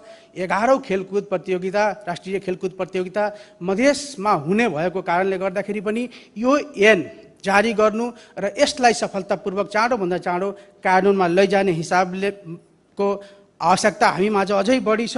हामीले खेलाडीलाई देशका गहना त भन्यौँ, तर गहनालाई अझै पनि गौरवको रूपमा एउटा प्रयोग हुने, गौरवको रूपमा उहाँहरूको लाई हेर्ने हिसाबको कुरामा यो ऐनले महत्त्वपूर्ण योगदान गर्ने अवस्था देखिएको छ। किनकि विदेशी भूमिमा समेत देशको झन्डा फहराउने हैसियत कसैले राख्छ भने त्यो खेलाडीहरूले राख्छन्। त्यो भएर त्यो अवसर एउटा को लागि एउटा आशा जगाउने बाटोतर्फ हामी अगाडि बढ्दैछौँ। विशेषतः यो ऐन जारी भइसके पछाडि गाउँ गाउँदेखि प्रदेश, राष्ट्रिय स्तर र अन्तर्राष्ट्रिय स्तरमा मधेसका खेलाडीहरूले यो देशको गौरव, प्रदेशको गौरव बढाउने कुरामा ठुलो एउटा महत्त्वपूर्ण भूमिका खेल्ने भएकोले गर्दाखेरि म यहाँहरूलाई सम्पूर्णलाई फेरि पनि यो ऐनमा योगदान गर्नुभएकोमा सम्पूर्णलाई म धेरै धेरै धन्यवाद दिन चाहन्छु। र प्रदेश सरकारले यो ऐन यहाँ यो सम्मानित सदनले हामीलाई दियो भने, यो प्रदेशलाई दियो भने, चाँडोभन्दा चाँडो दियो भने यसलाई प्रभावकारी रूपमा कार्यान्वयन गरेर विगतको वर्षहरूमा भएको क्षति जसमा हामीले खेलकुदलाई त्यति साह्रो प्राथमिकतामा राख्न सकेनौँ, ऐन समेत ल्याउन सकेनौँ, त्यो भरपाई चाँडोभन्दा चाँडो गर्न प्रदेश सरकार प्रतिबद्धताको साथ लाग्नेछ। र हामी एउटा खेलमय वातावरण बनाउँदै यो प्रदेशमा जुन युवाहरूमा एउटा निराशा देखिएको छ, युवाहरू लागु औषधको दुर्व्यसनको शिकार हुँदै जानुभएको छ कि विदेश मात्रै जाने अवस्थाहरू देखिएको छ, त्यसलाई पनि खेलकुदलाई पनि एउटा सम्मानित एउटा क्षेत्र बनाउन योगदान पुग्नेछ। तसर्थ माननीय सभामुख महोदयको अनुमतिले प्रदेश सभा कार्य सञ्चालन नियमावली 2075 को नियम 121 को उपनियम 2 को खण्ड क बमोजिम प्रदेश खेलकुद विकास सम्बन्धमा व्यवस्था गर्न बनेको विधेयक सम्बन्धी महिला बालबालिका तथा सामाजिक न्याय समितिको प्रतिवेदन सहितको विधेयकमाथि छलफल गरियोस् भन्ने प्रस्ताव प्रस्तुत गर्दछु। धन्यवाद। मान्य सदस्यहरू, अब मान्य खेलकुद तथा समाज कल्याण मन्त्री प्रमोद कुमार जायसवालले प्रदेश खेलकुद सम्बन्धमा व्यवस्था गर्न बनेको विधेयक सम्बन्धी महिला बालबालिका तथा सामाजिक न्याय समितिको प्रतिवेदन सहित विधेयकमाथि छलफल गरियोस् भन्ने प्रस्तावमाथि अर्थात् विधेयकमाथिको छलफल प्रारम्भ हुन्छ। मान्य सदस्यहरू, उक्त छलफलमा भाग लिन चाहनुहुने मान्य सदस्यहरूले आफ्नो नाम सभामुख डेस्कसँगै बसेका कर्मचारीहरू मार्फत 5 मिनटभित्र नाम उपलब्ध गराइदिनु हुन अनुरोध गर्दछु। छलफलमा भाग लिन चाहनुहुने प्रत्येक मान्य सदस्यहरूलाई 7 मिनटको समय निर्धारण गरिएको छ। सर्वप्रथम मान्य रामआशिष यादव।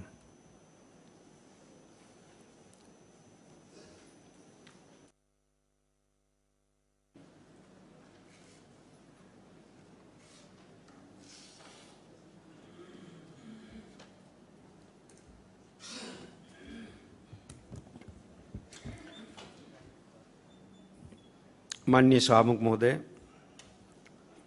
सबसे पहले तो महिला बाल बालिका जो समिति है उस समिति के सभापति जी के धन्यवाद देव और संपूर्ण साथी सबके भी में के धन्यवाद देव और मंत्री जी के सेहो धन्यवाद देव। कारण ही खेलकूद विधेयक पर हम सब काफ़ी सैद्धांतिक छलफल भी कर चुकल छी और समिति में भी दफावार छलफल भेल अछि। सरोकार वाला सबसे भी गहन छलफल भेल है। ई विधेयक में 44टा दफा अछि और परिमार्जित क कयल गेल है। जे टेबुल भेल रहे ताहिसँ अपने के परिमार्जित क कयल गेल छै। ताहि दुआरे ई दफा में देखलिए जे खासे कोनो चेंज कराबके आवश्यकता नहीं बुझायल। लेकिन एकटा चीज की बुझायल, मध्य प्रदेश में हम सब छी और जतऽ पहचान के बात अबै छै तऽ अपना सबके सजग होनाइ बहुत जरूरी अछि। कारण अखन तो नेपाल में पहचान पर संकट अछि। विभेद में पड़ल जे वर्ग अछि ओ अपन पहचान के रक्षण करय चाहै छै, लेकिन पहचान पर अखन तो खतरा अछि। हम याद करब जखन स्वास्थ्य विज्ञान प्रतिष्ठान कहि कऽ टेबुल भेल विधेयक सदन में, VC रहथिन स्वर्गीय डॉक्टर राम केवल शाह जी। वही समय में हम सदन में कहने रहिए कि सीधे स्वास्थ्य विज्ञान प्रतिष्ठान नाम नहीं राखू। टेबुल भेले स्वास्थ्य विज्ञान प्रतिष्ठान के कहि कऽ सदन में अहाँ के जे है से किछु पहिल कार्यकाल के माननीय सभी छथिन, मधेश शब्द ओहि में हम सब रखलिए और सबक सहमति भेले। कारण सवाल रहे पहचान के। ताहि दुआरे में जे देखलिए अपने के मधेश खेलकूद परिषद, प्रदेश खेलकूद विकास परिषद गठन करने कही का अपने सबके छे में नाम। केंद्र में है राष्ट्रीय खेलकूद परिषद, राखेपा कहे छे। पूर्व खिलाड़ी हम छी, दीपेंद्र मान्य जी भी खिलाड़ी है। ताहि दुआरे राष्ट्रीय खेलकूद परिषद से हम सब आबद्ध छी। तो एकरा हम सब जे है से प्रदेश खेलकूद विकास परिषद के अगर हम सब मधेश खेलकूद परिषद रखबी तो केहन होते। नाम लंबा नहीं होबे के चाहिए, विकास ओहि में आवश्यक नहीं है। मधेश खेलकूद परिषद राख दियो, सहज होते यहाँ के 3 शब्द के जना हमरा बुझाइया। और दोसर में अपने के जे दफा 3 के 3 में जखन जे बैठक होते परिषद के बैठक तो में आमंत्रण कल जेते। बहुत चीज के आमंत्रण कल गेल, लिखल है में नेपाली सेना सशस्त्र के भी लिखल है। तो हम कहब में आमंत्रित में अंतर्राष्ट्रीय स्तर के खिलाड़ी, रेफरी, इनको सबके राखल जाए, प्रशिक्षक सबके भी राखल जाए विशेष आमंत्रण में। बस वो हमरा छुटल बुझायल। और तही प्रकार के अपने के जैसे मधेश खेलकूद प्रशिक्षण प्रतिष्ठान होबे के चाहिए। हमरा हिसाब से प्रतिष्ठान गठन जो करते हैं अपने के, तो हम सब प्रतिष्ठान गठन के की कह देने चाहिए कि सरकार ले तोके बमुजिम करने छ, सरकार ले तोके बमुजिम करने छ के दिल की यहाँ के। तो कह के मतलब अगर हम सब सदने से प्रतिष्ठान बना के पठा देवे होकर तो और सहज होते कि सब काम हम सब सरकार पर जो दे दीजिए तो सरकार बहुत काम में व्यस्त रहे छे और वो न्यायावली या निर्देशिका अच्छा नहीं बना सके है। ते दुआरे सदन में भी हम सब जैसे एकर नाम जो है नामाकरण जो है अहाँ के जे प्रदेश खेलकूद विकास प्रशिक्षण प्रतिष्ठान, तो हमार आग्रह रहते मधेश खेलकूद प्रशिक्षण प्रतिष्ठान एकर नाम राखल जाए। कारण दुनिया के सबसे बड़का और सबसे पुरान सबसे पहिल प्राचीन विश्वविद्यालय तक्षशिला। तक्षशिला नाम किया पड़ले? तक्षशिला अगर हम प्राचीनतम में जाए हम सब तो प्राचीन में विश्वविद्यालय में पहिल छू तक्षशिला, जेकर आचार्य जेकर प्राचार्य यहाँ के राजनीति के चाणक्य, अर्थशास्त्र के जनक चाणक्य कौटिल्य रहथिन और तक्षक समुदाय रहे। त्रेता युगकालीन चर्चा अछि भरत के पुत्र तक्ष के नाम पर तक्षशिला विश्वविद्यालय की स्थापना कल गेल रहे। और अखन वर्तमान समय में वो तक्षशिला के अवशेष पाकिस्तान के पंजाब प्रांत के रावलपिंडी में पड़ी है अखन वो अवशेष तक्षशिला विश्वविद्यालय के अवशेष ते दुआरे पहचान अपने के समाप्त भ जाए ते संहिता के गणतंत्र के कोई अर्थ नहीं। ते दुआरे सभामुख जी के माध्यम से मंत्री जी के आग्रह करबे जे मधेश शब्द में राखल जाए। मधेश खेलकूद परिषद केंद्र में राष्ट्रीय खेलकूद परिषद, मधेश अपने आप के संहिता के पर्यायवाची छे। मधेश ओ संहिता के जखन ते भीतर से अबै छे त आवाज अबै छे अपने के मधेश। ते दुआरे और चीज 44टा दफा में करीब करीब अच्छा अछि और परिषद के लंबा बनावे के कोशिश अहाँ के जे से कैला से की होइ छै ओहो लथालिंग के अवस्था में जाइ छै। तो परिषद के सदस्य सचिव परिषद के अध्यक्ष के सहज भी होवे के चाहिए और सदस्य सचिव के भी काम कर्तव्य देख लीए तो अनुभवी अछि जे सदस्य सचिव जब बनते ओकर काम कर्तव्य के भी देखायल गेले है तो ते हिसाब से ई विधेयक बड़ा विलंब से अयलै लेकिन संभवतः जे है से अहाँ के 44टा दफा में अच्छा अछि। ते दुआरे एकरा हम सब जे है से पारित कल जाए ये हमर आग्रह अछि। मुदा पहचान के नष्ट कर करने पहचान के स्थापित कर। धन्यवाद। अब मान्य श्री सुरीता शाह, समय 7 मिनट।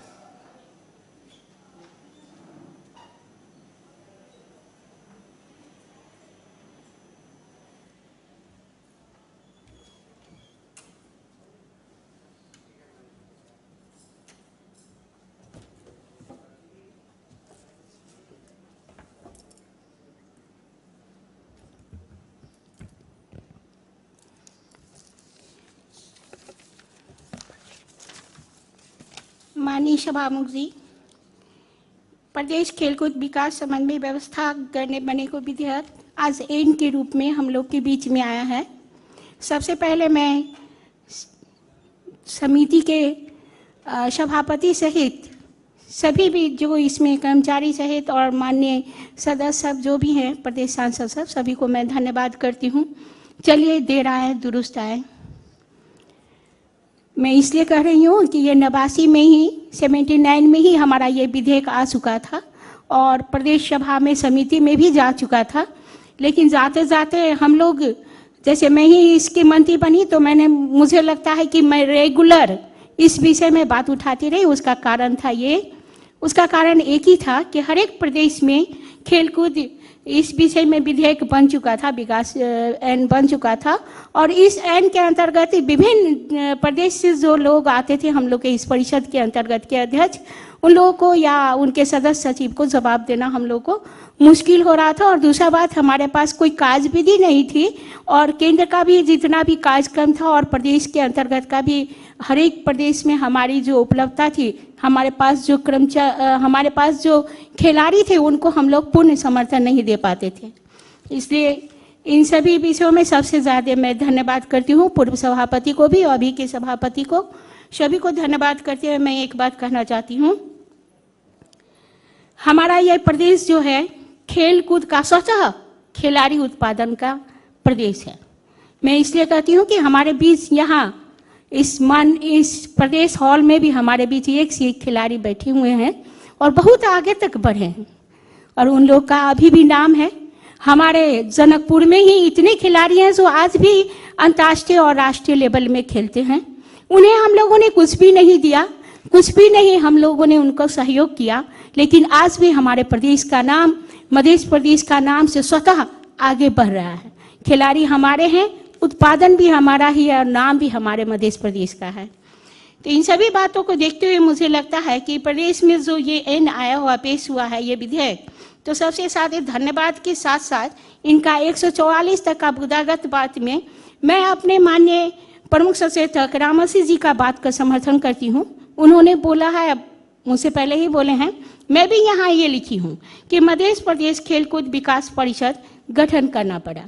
तो मध्य प्रदेश खेलकूद विकास परिषद इसलिए होना पड़ा कि मध्य प्रदेश न लेकर मध्य खेलकूद विकास परिषद लिखना पड़ा, और उसकी गठन की प्रक्रिया भी आपको स्वाभाविक है। गठन में बहुत चीज़ों को संबोधन किया गया। देखिए, इस विधेयक का लेट से आना, एक बात तो मैं कहूँगी कि बहुत ज़्यादा छलफल करके इसको लाया गया है, और बहुत सारी बातों को इसमें संबोधन जो नहीं था, जो शुरू में विधेयक आया था उसमें बहुत सारी ऐसी बातें नहीं थी जो इन आपको गठन प्रक्रिया में इसके काम, कर्तव्य, अधिकार के विषय में सूचीकृत किया गया है। उसमें 29 मुद्दाओं में सभी बातों को संबोधन करने की कोशिश की गई है। मुझे लगता है कि हमारे खिलाड़ियों को इनका बहुत ही सदुपयोग मंत्रालय के द्वारा होगा, और बहुत सारी बातों को, पहला तो आपको विधेयक में अध्यक्ष के रूप में मंत्री जी को संबोधन ही नहीं किया गया था। विभिन्न मंत्रालय, जो भी मंत्रालय हो, उस अंतर्गत के मंत्री को संबोधन ही नहीं किया गया था। और इन सभी बातों को देखते हुए अभी जो बात आपके सामने आ रही है, हमारे बीच मध्य प्रदेश खेलकूद विकास, इसका भी आपको खेलकूद विकास प्रशिक्षण प्रतिष्ठान के विषय में भी मेरी वही बात है कि मधेश को इसमें न छोड़े, मधेश खेलकूद प्रशिक्षण प्रतिष्ठान बनाए, जो हमारे मधेश की शान रहेगी। और खेलकूद विकास, इसकी बहुत सारी अच्छी बातें क्या है, खेलकूद विकास समिति का निर्माण, इन विकास समितियों का निर्माण होने से हर एक जिला में जो हमारे खिलाड़ी हैं, हमारे स्थानीय निकाय में जो खिलाड़ी हैं, उन सभी लोगों को संबोधन करने की आवश्यकता हम लोग को, जिला से हम लोग के पास जो खिलाड़ी आएंगे उन लोगों को आगे बढ़ाने में हम लोग को प्रोत्साहन मिलेगा। दूसरी बात की नीति, इसमें सदस्य सचिव में सभी लोगों को संबोधन किया गया है, अध्यक्ष सहित और नीति आयोग के सदस्य सहित सभी लोगों को संबोधन करते हुए 21 लोगों को मनोनीत किया गया है मंत्रालय के द्वारा। ठीक ही है, खिलाड़ी को आगे बढ़ाने के लिए इन सभी पद्धतियों को मानना पड़ता है। लेकिन दूसरी बात है कि विकास समिति में कुछ बातों को ध्यान देना पड़ेगा, क्योंकि स्थानीय लेवल में हम लोग काम करेंगे तो उनके पास पैसा की कमी रहती है, और हमारा जो केंद्र का बजट है वो बहुत कम लेवल में आता है। उन सभी बजटों को किस तरह समर्पण करके हम लोग एकजुट होकर आगे बढ़ाएंगे, इन सभी बातों को थोड़ा ध्यान देने की आवश्यकता है। फिर हम लोग पर्यटन से भी इसको जोड़ रहे हैं, इसलिए इंटीग्रेटेड की तरफ व्यावसायिक इवेंट्स, इन सभी घटनाओं को इसमें स्पष्ट रूप में नहीं लिखा है, लेकिन पर्यटन लिखा है, व्यावसायिक रूप में इसे संरक्षण करने की बातें लिखी है। तो मैं समग्र रूप में ये कहूँगी कि मधेश को न छोड़ें, और साथ ही हमारे पास जो खेलकूद को आगे बढ़ाने का ये विधेयक हमारे पास है, इस ऐन को पूर्ण रूपेण पास करें, क्योंकि हम लोग बहुत पीछे जा रहे हैं, हमारे खिलाड़ी भी बहुत पीछे चले गए हैं। इन सभी को, और आपको आयोग का जो आपको परिषद की जो बैठक है, मैं उनमें महासंघ के साथियों को भी संबोधन करने की आवश्यकता हो, इसलिए है क्योंकि महासंघ के साथी अभी तक हमारी इज्जत बचाते आ रहे हैं, और इन इज्जतों को संभालने के लिए उनके राय का, विचार का, उनकी बातों का सदुपयोग करने के लिए हमारे मध्य प्रदेश में खेलकूद का हर एक तह में किस तरह विकास होगा, इन सभी बातों की आवश्यकता है। फिर दूसरा बात, ये सजाए और कसूर का जो है, संस्थागत रूप में अगर आप काम नहीं करेंगे तो आप सजाए और कसूर के भी हकदार हैं। इन सभी बातों को संबोधन करके मुझे लगता है कि सभी चीज़ों को समेट कर लाया गया, और बाकी तो और भी प्रावधान आएगा तो उसका संशोधन होता रहेगा। मेरा इसमें आप लोग के साथ पूर्ण समर्थन है, इसे पास होना पड़ा, और मैं अपनी समिति के सभी साथियों को और मंत्री जी को धन्यवाद करती हूँ। जय मधेश, धन्यवाद।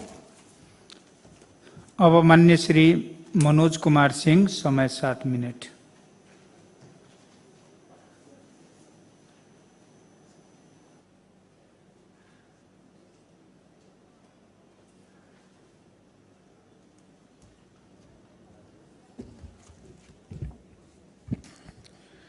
मान्य सभामुख जुस, आज धेरै दिन पछाडि मध्य प्रदेश सरकार गठन भएपछि धेरै दिन पछाडि, धेरै समय पछाडि खेलकुद विधेयक सदनमा आयो। खुसीको कुरो छ, यसमा धन्यवाद दिनै पर्ने हुन्छ समितिलाई, समितिमा आबद्ध सम्पूर्ण मान्य सदस्यज्यूहरूलाई तथा कर्मचारी साथीहरूलाई। यो विधेयक नआएकोले हाम्रो मध्य प्रदेशका खेलाडीहरू बडो निराश भएको थियो। खेलले खेलाडीलाई अनुशासित बनाउँछ। अझै मैले बोल्दै गरेको थियो सदनमा, हाम्रो मध्य प्रदेश लागु औषधको अखडा बन्दैछ। त्यसमा हाम्रा कतिपय खेलाडीहरू यो लागु औषधमा फस्दै गएको थियो। हामीले यो प्रदेश मध्य प्रदेश सरकारको तर्फबाट खेलकुदमा त्यस्तो केही योगदान गर्न सकेको थिएन, तैपनि ढिलै भयो। तर यो विधेयक सदनमा आयो। म चाहन्छु यो पास होस्, सर्वसम्मतिले पास भएर यो छिटोभन्दा छिटो कार्यान्वयन होस्। यसमा मैले 2-3वटा कुरा देखिएको छु, यो संशोधन होस् भनेर सभामुख मार्फत म भन्न चाहे।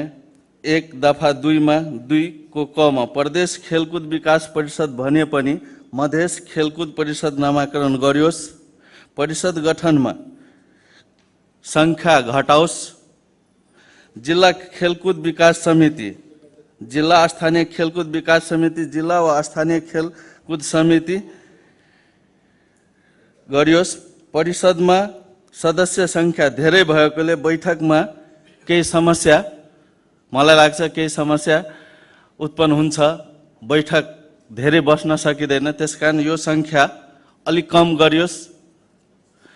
त्यस्तै जिल्ला खेलकुद समितिको पदाधिकारी वा सदस्य मनोनित गर्ने अधिकार परिषदलाई भन्दा परिषदको अध्यक्षलाई दिँदा अलि सहज हुन्छ जस्तो मलाई लागेको छ।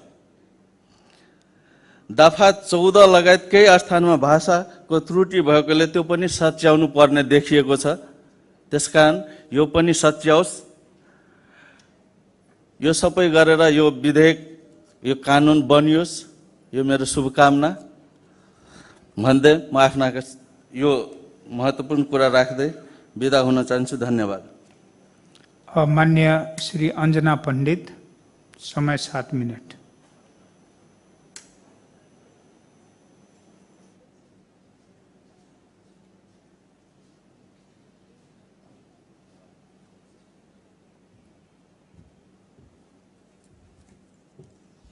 मान्य सभामुख महोदय, आज हामी प्रदेश खेलकुद विकास सम्बन्धमा व्यवस्था गर्न बनेको विधेयकमाथि सैद्धान्तिक छलफल गर्दैछौँ र यस विधेयकको मेन उद्देश्य प्रदेश खेलकुद क्षेत्रको समग्र विकास, विस्तार, संरक्षण र संवर्धन गर्न आवश्यक भएकोले यो विधेयक अति महत्त्वपूर्ण हो र यस विधेयकको प्रस्तावनामा प्रदेशको खेलकुद एवं खेल संस्कृतिको विकासको लागि स्थानीय तहदेखि खेल प्रतिभाको खोजी र पहिचान गरी प्रतिभावान खेलाडी उत्पादन गर्ने तथा खेलकुदको विकास र विस्तार गर्ने प्रयोजनको लागि स्थानीय, जिल्ला, प्रदेश, अन्तर्प्रदेश, राष्ट्रिय, अन्तर्राष्ट्रिय स्तरसम्म प्रतियोगिताहरू सञ्चालन, व्यवस्थापन, सहभागिता तथा खेलाडीको व्यावसायिक सुरक्षा बीमा लगायत समग्र क्षेत्रको विकास गर्न आवश्यक भएकोले मध्य प्रदेश सभाले यो ऐन बनाएको छ। यस ऐनको नाम प्रदेश खेलकुद विकास ऐन 2081 रहेको छ। यस ऐनमा 44वटा दफा उल्लेख रहेको छ। यस अन्तर्गत प्रदेशमा एक प्रदेश खेलकुद विकास परिषद गठन हुनेछ एवं परिषदको मातहतमा प्रत्येक जिल्लामा जिल्ला खेलकुद विकास समिति गठन हुनेछ। परिषदको काम कारबाहीमा सहयोग गर्ने एक कार्य समिति रहनेछ। खेलकुदको विकास, विस्तार र प्रवर्धनको लागि खेलकुद विकास प्रशिक्षण प्रतिष्ठान स्थापना गर्ने सक्नेछ र परिषदको काम, कर्तव्य र अधिकार मध्ये रंगशाला, खेलकुद मैदान तथा अन्य खेलकुद संरचनाको निर्माण, सञ्चालन, संरक्षण तथा रेखदेख गर्ने गराउने, मध्य प्रदेश स्थितका शैक्षिक संस्थानमा अध्ययनरत विद्यार्थीहरूको खेलकुदमा सहभागिता सुनिश्चित गर्न, विद्यार्थी केन्द्रित खेलकुद प्रतियोगिताको सञ्चालन, व्यवस्थापन गर्ने गराउने, महिलाहरूको खेलकुदमा सहभागिता सुनिश्चित गर्नको लागि महिला खेलकुद प्रतियोगिताको सञ्चालन, व्यवस्थापन तथा महिलालाई प्रोत्साहन गर्नको लागि विशेष कार्यक्रमहरू सञ्चालन गर्ने, अपाङ्गता भएका व्यक्ति तथा यौनिक लैङ्गिक अल्पसङ्ख्यक वर्गको खेलकुदमा विकास गर्नको लागि तालिम तथा प्रतियोगिता सञ्चालन, व्यवस्थापन गर्ने गराउने,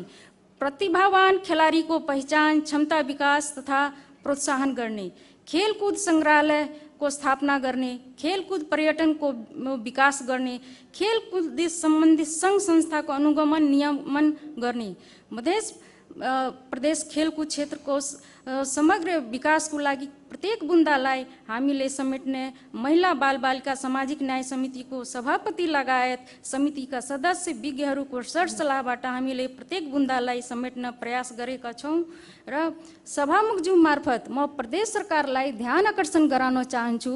विक्रान्त सम्वत 2083 सालमा 11औं राष्ट्रिय खेलकुद प्रतियोगिता मध्य प्रदेशमा आयोजना हुन गइरहेको छ। यसको लागि जीर्ण अवस्थामा रहेका रङशाला, खेलकुद मैदान, खेलकुदको आवश्यक भौतिक पूर्वाधार निर्माण एवं खेलाडीहरूको प्रशिक्षणको पूर्व तयारीको गर्न आवश्यक रहेकोले यो ऐन यति महत्त्वपूर्ण रहेको छ र साथै खेलकुदको माध्यमबाट हामी लागु औषध या कुल्लतमा लागेका बालबालिकाहरूको खेलकुदको क्षेत्रमा ध्यान आकर्षण गराएर उनीहरूको भविष्य पनि सफल पार्न सक्छु र यो उद्देश्य लिएर हामीले यो प्रदेश खेलकुद विकास सम्बन्धमा बनेको ऐन हामीले लाएको छु र आशा व्यक्त गरेको छु सभामुखज्यू मार्फत प्रदेश सरकारसँग कि यो ऐन सफल हुन्छ भनेर र हाम्रो मध्य प्रदेश खेलकुदमा पनि समृद्धिको तर्फ लम्किन्छ। धन्यवाद। जय नेपाल। अब मान्य श्री भाग्यश्री चौधरी, समय 7 मिनट।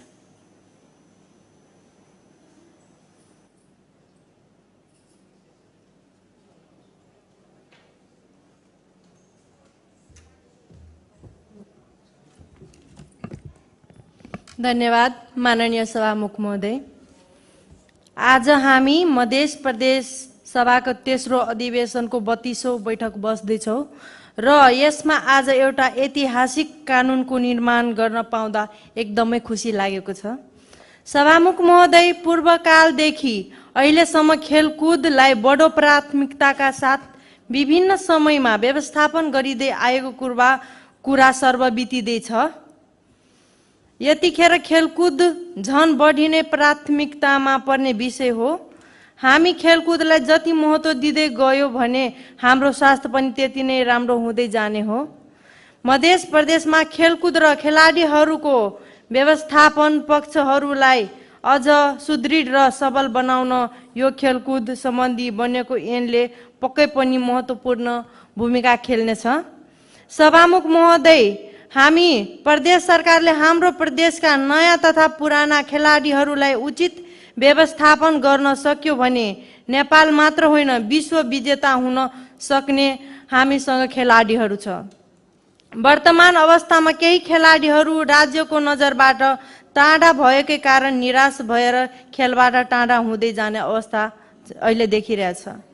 यदि ती राज्यका बहुमूल्य धरोहरहरूलाई हरेक तबकाबाट ऊर्जा र साथ सहयोग भेट्यो भने उनीहरू सिङ्गो राष्ट्रका चम्किलो तारा झै विश्वमा चम्किन्छ। खेललाई हुन त हामी नेपाल समाजमा आर्थिक दृष्टिकोणबाट जोडेर हेर्ने हो भने अन्य देशभन्दा बढी नै टाढा छौँ। खेललाई व्यवस्थापन गर्न न त सङ्घ सरकारले बजेटिङ गर्न सकिरहेको छ, न त हामीसँग भएको साधन स्रोतबाट केही गरिहाल्ने अवस्था पनि छैन भने हामी हाम्रो खेल र खेलाडीलाई अन्तर्राष्ट्रिय स्तरीय बनाउनु उति नै च्यालेन्ज छ। आगामी दिनहरूमा मध्य प्रदेशमा लुकेर रहेका ती कलाकारहरूलाई खेलकुदको माध्यमबाट प्रोत्साहन दिन हामी जोड दिनुपर्छ। सभामुख महोदय, खेलकुद हाम्रो दैनिक जीवनयापनको अहम हिस्सा हो। यसलाई सबै पक्षले महत्त्वका साथ उजागर गरिनु पर्दछ र च्यापिएर दबिएर विभेदमा परेर पछाडि रहेका हरेक खेलाडीहरूलाई राज्यबाट उचित तरिकाले व्यवस्थापन र प्रोत्साहन गर्दै जानुपर्छ। खेलकुदलाई स्तरीय बनाउन एउटा छुट्टै नै विश्वविद्यालयको अवधारणालाई अगाडि बढाउन उत्तिकै आवश्यकता रहेको छ। सभामुख महोदय, खास गरी महिला खेलाडीहरूलाई उच्च प्राथमिकतामा राखेर मध्य सरकारले व्यवस्थापन गरियोस् भन्न म चाहन्छु। किनभने यो देशमा अन्य क्षेत्रमा महिला विभेद सहेर सङ्घर्ष गरिरहेको अवस्था छ। सभामुख महोदय, खेल क्षेत्रमा पनि पुरुष खेलाडी भन्दा कमजोर दृष्टिले महिला खेलाडीलाई कदापि नहेरियोस् भन्न चाहन्छु। महिलाहरू पनि विश्व विजेता बनेको इतिहास कसैले बिर्सिनु हुँदैन। यो खेलकुद विधेयकले सबै तबकाका खेलाडीहरूलाई प्रोत्साहन गर्न बनेकोले यो ऐतिहासिक कदम हो र यसलाई गरिमामय सदन समक्ष ल्याउन अहोरात्र खटिएका हाम्रो महिला बालबालिका समितिका सभापतिज्यू लगायत यस समितिमा हुनुभएको सम्पूर्ण सदस्यज्यूहरू र सम्बन्धित मन्त्रीज्यूलाई धन्यवाद दिन चाहन्छु र यो विधेयक यस सभाबाट पारित होस् भन्ने चाहन्छु। हस्, धन्यवाद। जय मधेस, जय स्वराज। अब माननीय श्री संजय कुमार यादव, समय 7 मिनट।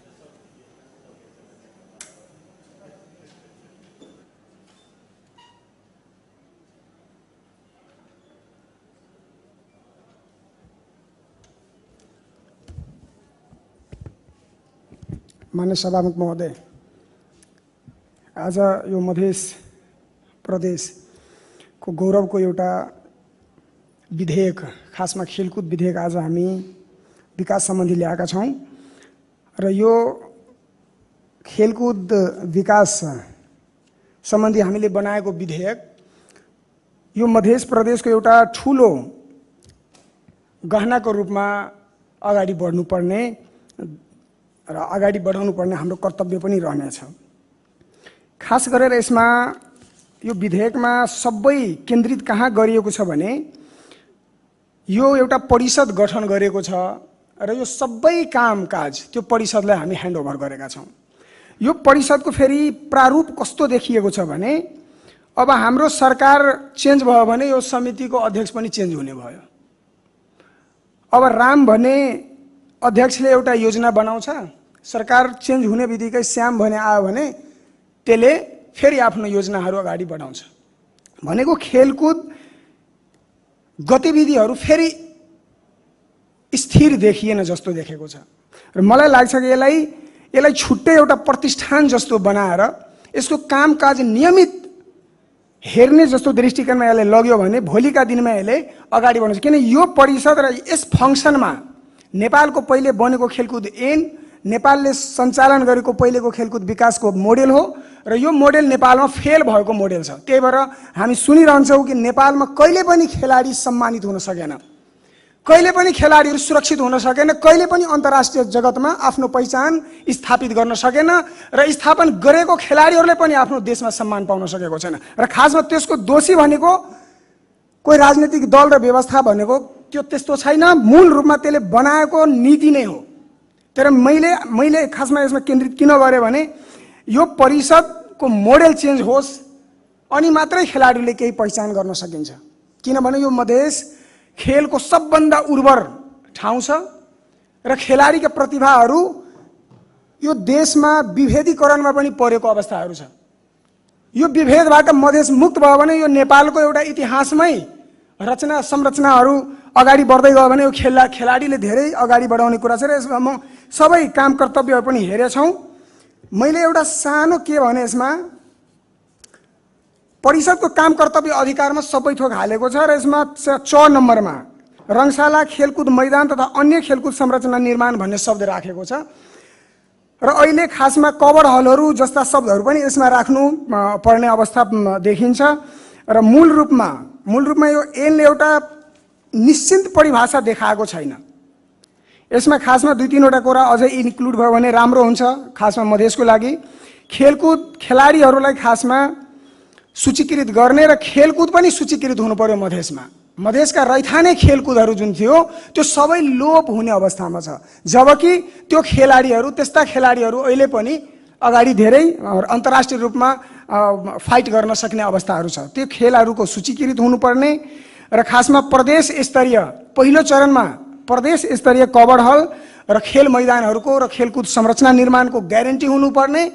अर्को मूल रूपमा हामीले प्रदेशलाई झल्किने खेलकुद प्रतियोगिता के हुन्छ भन्ने कुरा यसले कल्पना गरेको छैन। त्यो हामी परिषदलाई जिम्मेवारी दिएका छौँ र भोलि के हुन्छ भन्ने कुरा होइन। त्यस्तोमा जसरी मधेस प्रिमियर लिग एउटा निश्चित गर्नुपर्ने हो। अहिलेको जमानामा भारतले त्यो त कमर्सियल भयो, सरकारले ट्याक्स बुझाउँछ त्यहाँबाट त्यो एमपिएल आइपिएल चलाएर। हामी पनि एमपिएल चलाएर अब यो मध्य प्रदेशको आम्दानीको स्रोत पनि बढाउन सक्छौँ। मधेस ओलम्पिक स्पोर्ट केन्द्रहरू यहाँ निश्चित गर्नुपर्छ। प्रदेश सरकारले आफै 3-3 वर्षमा ओलम्पिक जस्तो खेलको आयोजना र यो ऐनले निश्चित गर्नु पर्यो। नभए फेरि हामी परिषदको जिम्मा लगायो भने त्यो सरकारको उलटपुलटमा खेलाडीहरूको पनि सबै गतिविधि उलटपुलट हुने एउटा सुनिश्चित हुन्छ। मधेस खेलकुद प्रशिक्षण केन्द्रको स्थापना एउटा निश्चित गर्नु पर्यो र महिला र पुरुष दुईटै प्रतिभाशाली खेलाडीहरूलाई त्यो केन्द्रमा भर्ना गरी प्रशिक्षण चलाएर अन्तर्राष्ट्रिय रूपमा कसरी अगाडि बढ्न सक्छ त्यस्तो सुनिश्चित हुने हामीलाई एकाडेमिक रूपमा अगाडि बढ्नुपर्ने एउटा अनिवार्य रूपमा देखिन्छ अवस्था छ। अर्को अन्तर्राष्ट्रिय स्तरको खेलाडीहरूलाई आर्थिक सुनिश्चितता र रोजगारको सुनिश्चिततातर्फ हामीले ध्यान दिनुपर्ने हो। मधेसको धेरै खेलाडीहरू अहिले युवाकालमा खेलमा अगाडि बढ्छ, पछि गएर उसलाई आर्थिक सुनिश्चितता नभएर उहाँ भौतारिएर उसको जीवन तहस नहस भएको अवस्थाहरू देखिन्छ। त्यही भएर उहाँहरूलाई कसरी यहाँ संरक्षण गर्न सकिन्छ भन्ने कुरा यो ऐनले देखाएको छैन। त्यो कुराहरू निश्चित रूपमा राख्नु पर्यो। अर्को खेल प्रतिभाशाली हामी कहाँबाट छनौट गर्ने त्यो कुरा ऐनले देखाएको छैन। त्यही भएर मलाई लाग्छ विद्यालय खेलकुद प्रतियोगिता वार्षिक रूपमा त्यसलाई नाम दियो भने मुख्यमन्त्री खेलकुद प्रतियोगिता या केही हामीले राख्यो भने त्यहाँबाट साना नानीहरूलाई हामी खेलकुदमा चासो बढाउँछौँ, त्यो त्यसमा जागरुकता हुन्छ र त्यहाँबाट खेलाडीहरू छनौट गरेर हामी एकाडेमीमा ल्याएर एउटा प्रदेश स्तरीय सबै खेलको एउटा प्रदेश टिम बनाएर हामी अन्तर्राष्ट्रिय खेलाडीहरूको लागि हामी अगाडि बढ्ने एउटा बाटो निश्चित हुन्छ। त्यही भएर खासमा मधेस प्रदेशको सबभन्दा ठुलो एउटा गौरवको यो विधेयक छ र हामी खेलाडीहरूलाई एउटा यो प्रदेशको पहिचान हुने गरी केही हामीहरूले एउटा प्लेटफर्म दियो भने मलाई लाग्छ हामीभन्दा नेता राजनीति गर्नु खेलमा कस्तो छ भने खेलमा भ्रष्टाचार गर्न धेरै छुट हुँदैन, किनभने त्यो जहिले पनि प्रत्यक्ष रूपमा खेलिनुपर्छ र त्यहाँ चिटिङ पनि चल्दैन, त्यहाँ सोर्स पनि चल्दैन। यो नातावाद र कृपावाद जसको भित्र क्षमता हुन्छ उसले नै प्रतिभा देखाउने हो। त्यही भएर यहाँ हामीले कुनै स्वार्थ ननुकाइकन निस्वार्थ भावले आफ्नो सन्ततिलाई आफ्नो भविष्यको सन्ततिलाई संरक्षण गर्ने र विकास गरी खेलकुद जगतले मध्य प्रदेश एउटा नौलो इतिहास रचोस् भन्ने शुभकामना दिँदै यसरी संशोधन गरेर गयो भने निश्चित रूपमा हाम्रो प्रदेशले एउटा नाम रोशन गर्नेछ। धन्यवाद। अब मान्य श्री महेश प्रसाद यादव, समय 7 मिनट।